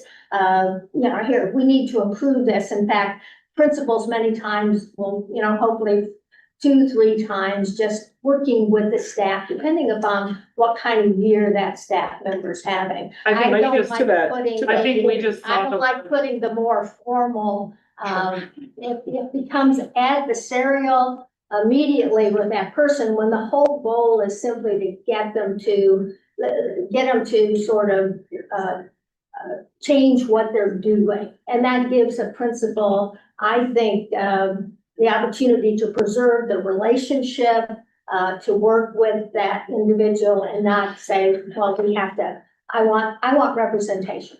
I think to that point, and if they're bringing in a member of NEA early to be with them for that conversation, I think if it was something like, hey, you need to be to work on time, me being the NEA person with them, I'd say, man, you really do need to be at work on time. So it might be able to lance some of that boil as well and help preserve that relationship, in that if this is really just well-meaning advice, which I'm sure most of the time it's going to be, then being able to have another person there to say, I understand you're worked up right now. I know for whatever reason you wanted me in this situation. As a fellow teacher, being able to step in and say, this is the expectation. I can help you with it in this way, and the goal is not that we then run interference for them. The goal is that we help support them in taking some of those steps earlier, so that, again, in this example of someone who's kind of habitually trying to skirt the system, we're also there to see that process and be part of that accountability. I think what you're referring to, Donna, we thought was covered under the word scheduled meeting. So I think, but perhaps our language was too vague. So we're gonna go back and discuss how we can be more clear about what we really were intending and what types of meetings we intended this to encompass, because I agree with you completely. An administrator should be able to walk into my room and say, hey, I heard you, blah, blah, blah, or, this is the 3rd time this week you came in late or whatever. And that doesn't need to be, oh, I gotta go get so-and-so. That's just, hey, I heard this was a problem and I need you to fix it, please. Okay, great. That wasn't what we were intending. So we will try to get more specific about what we were saying. Exceptions, so there are always exceptions. 99.9% of the people are professional, do what they're supposed to do. Right. When they're supposed to do it, whether they feel like doing it or not. Well, and I think I think we were trying to be specific without being too specific, but I think maybe we didn't accomplish that the way that we thought we did. So we'll go back and look at that and see if we can't clarify a little bit better about what we were meaning. Thank you, Brenda. No problem.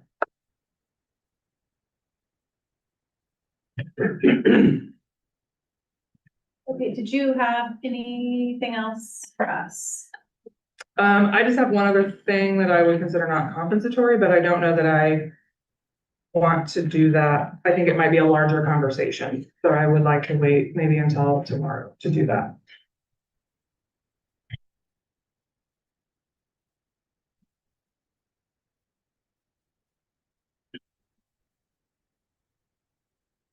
Okay,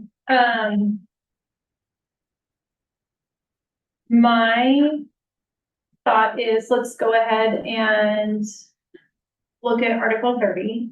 I think also keeping in mind that we're probably going to want to hold on to 43 for a minute, because you will still have a lot of proposals on your list that we have. So I just want you to be aware of that. So thinking, would you rather put something else on the table now or wait?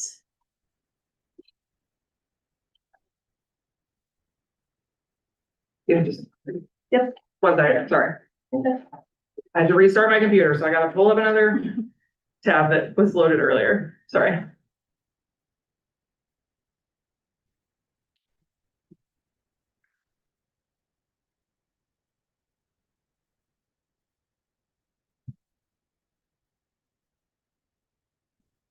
I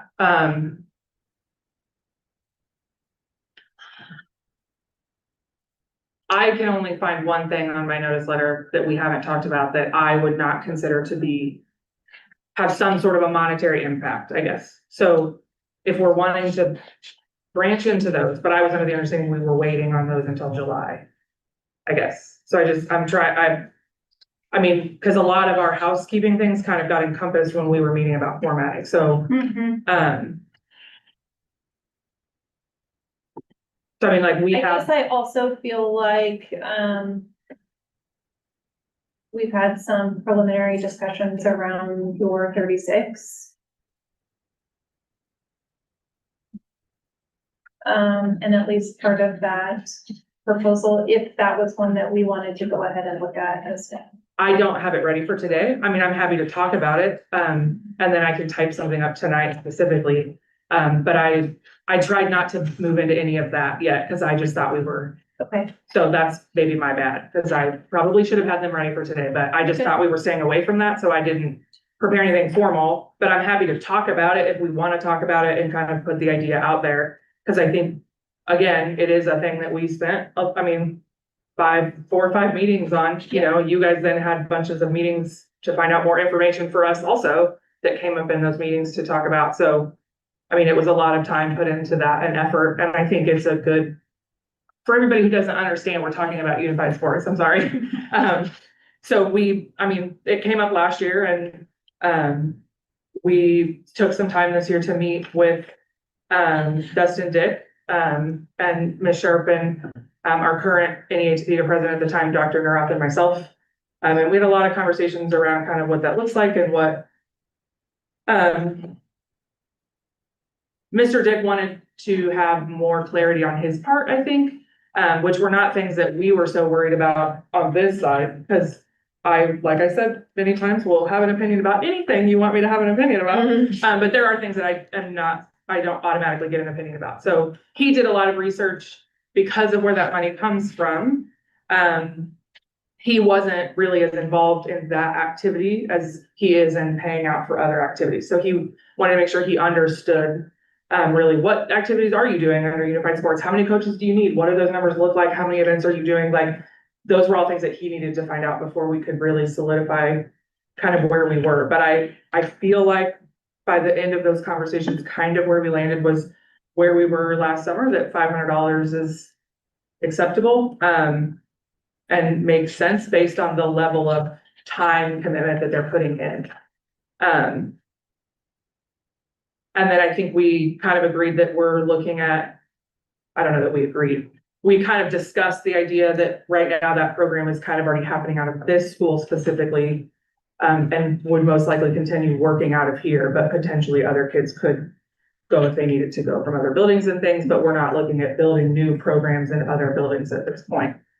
Because I think we're still kind of trying to figure out, we had the first track meet, you know, and things like that. So it's still new across the state and in this area also. So we're still kind of trying to figure out what we're doing and how we're doing it and where it makes sense for us to do that. And then also finding the staff to do it.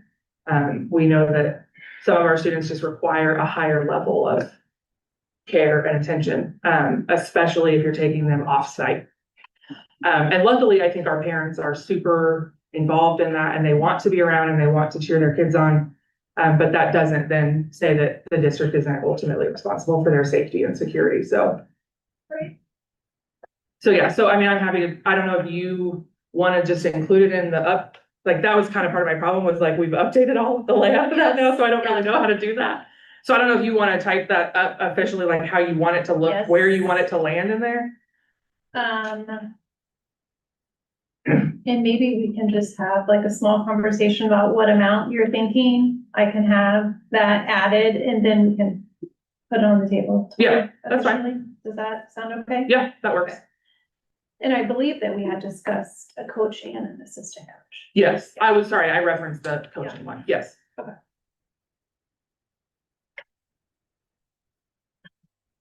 Yeah, then I think we're ready.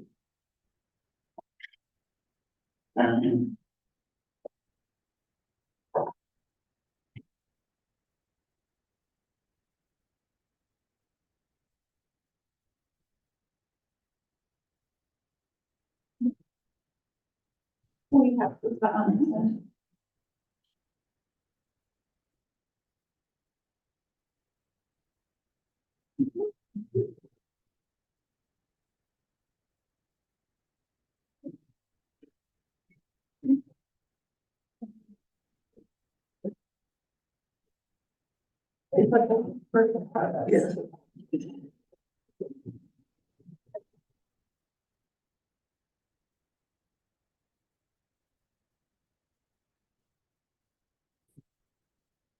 okay, this is another article that really needed some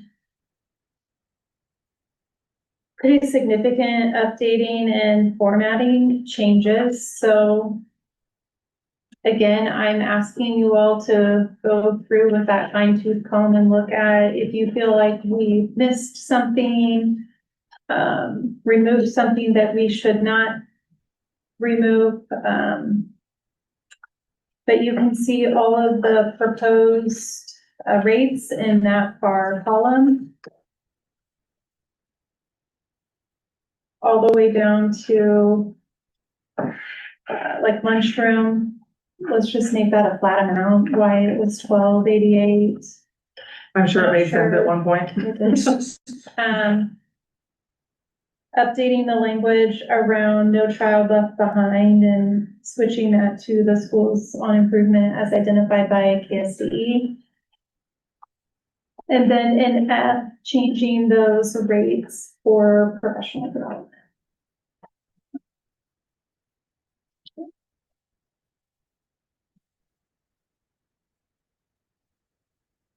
Yeah, I'll just again say, I think, Danica and Gary and I just really appreciated the work The and reformatting, for sure. as much as I want to say that we, you know, You love You guys the really- time together. yeah, you guys, well, you really, I mean, you guys really came to the table with a very, what we considered to be a very nice proposal. So, I mean, it wasn't contentious. We didn't really have to argue. We didn't really disagree that much. You guys came and had as many numbers as you could provide us, and then you made what I think is a pretty reasonable, it wasn't like we had to twist your arm or anything like that. So we appreciate that collaboration. And I mean, Billy especially showed up and was like, here's all of my numbers. And I was like, that's great. And Gary pulled as much of it as he could out of the budget too. So it was nice for us to get to hear some of those numbers, because I know they're large, but we don't always know what they are.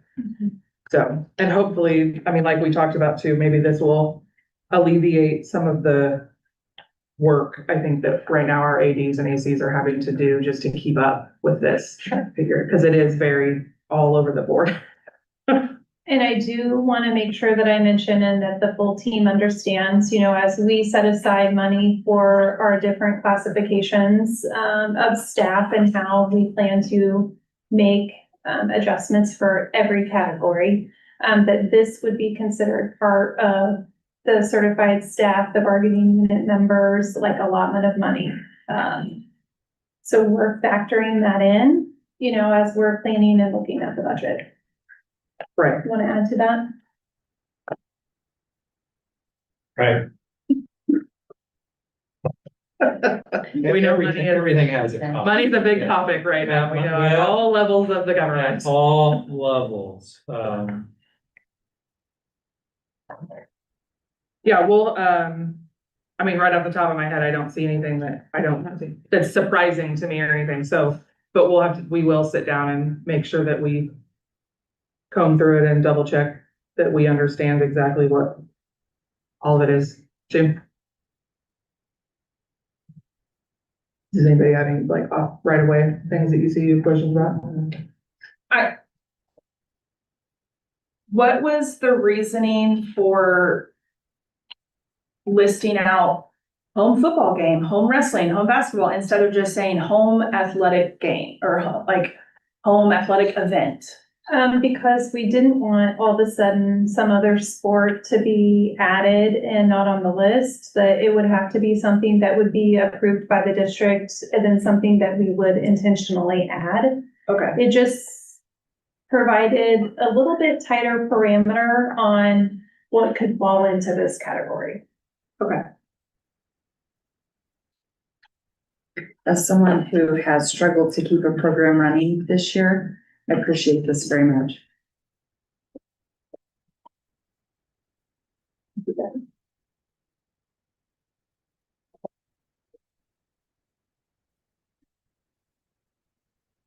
Cool. Um.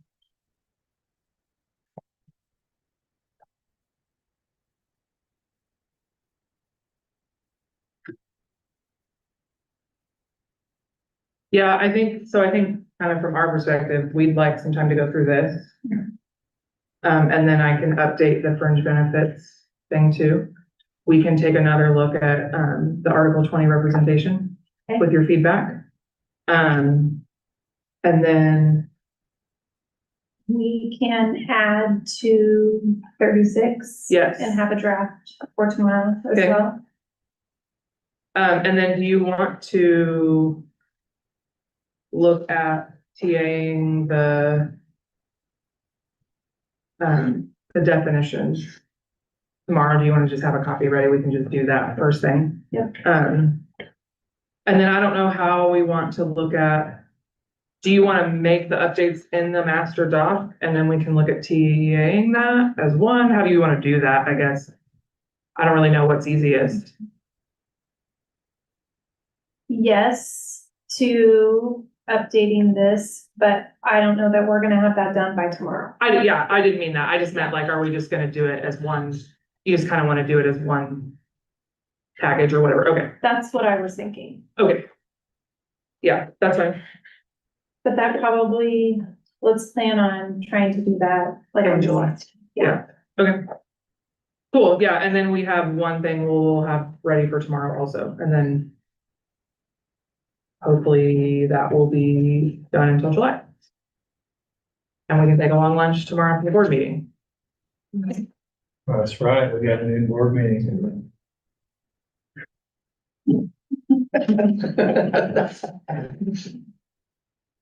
Well, we're racing towards the end.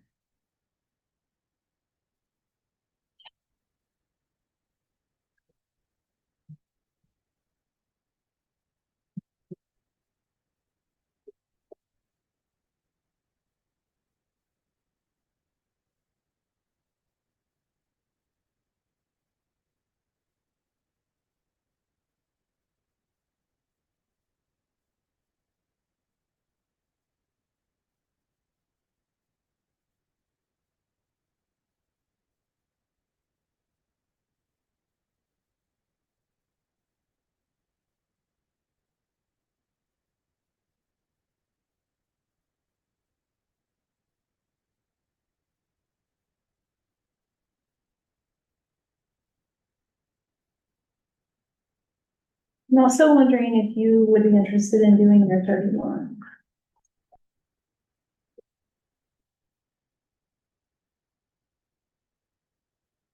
Just think about it, if that's another one. Let's see. Oh, thank you. I probably actually have that one. Give me just a second.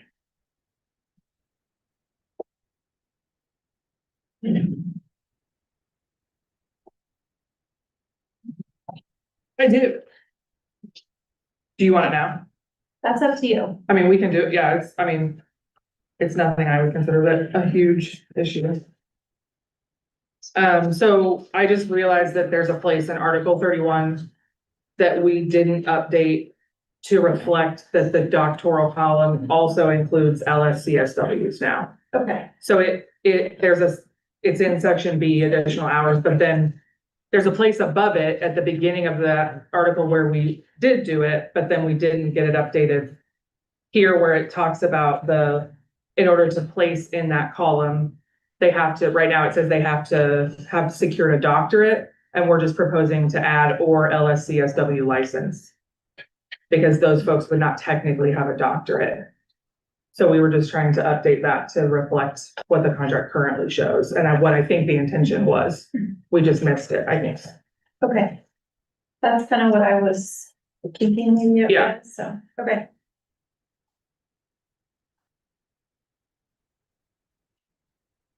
Since, it's called salary, I put it in my head, it's money. But it doesn't actually have monetary attachment. Because we already did it.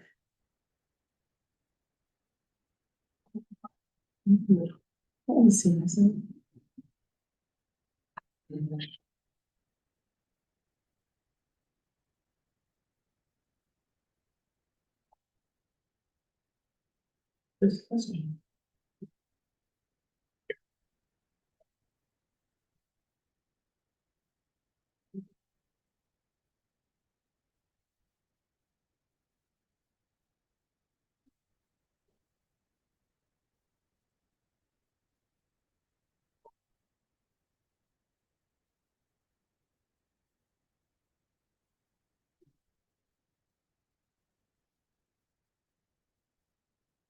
Okay, do we want to stop for today?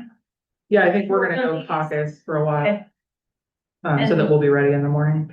Okay, and then let's chat Yes, offline about your amounts. yep. Okay.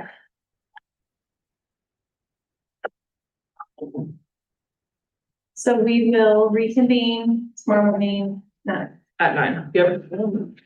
We might just stay in here since it's warm in our house. Gonna go to your room I anyway. got a big gaping. The, one of the window pulls is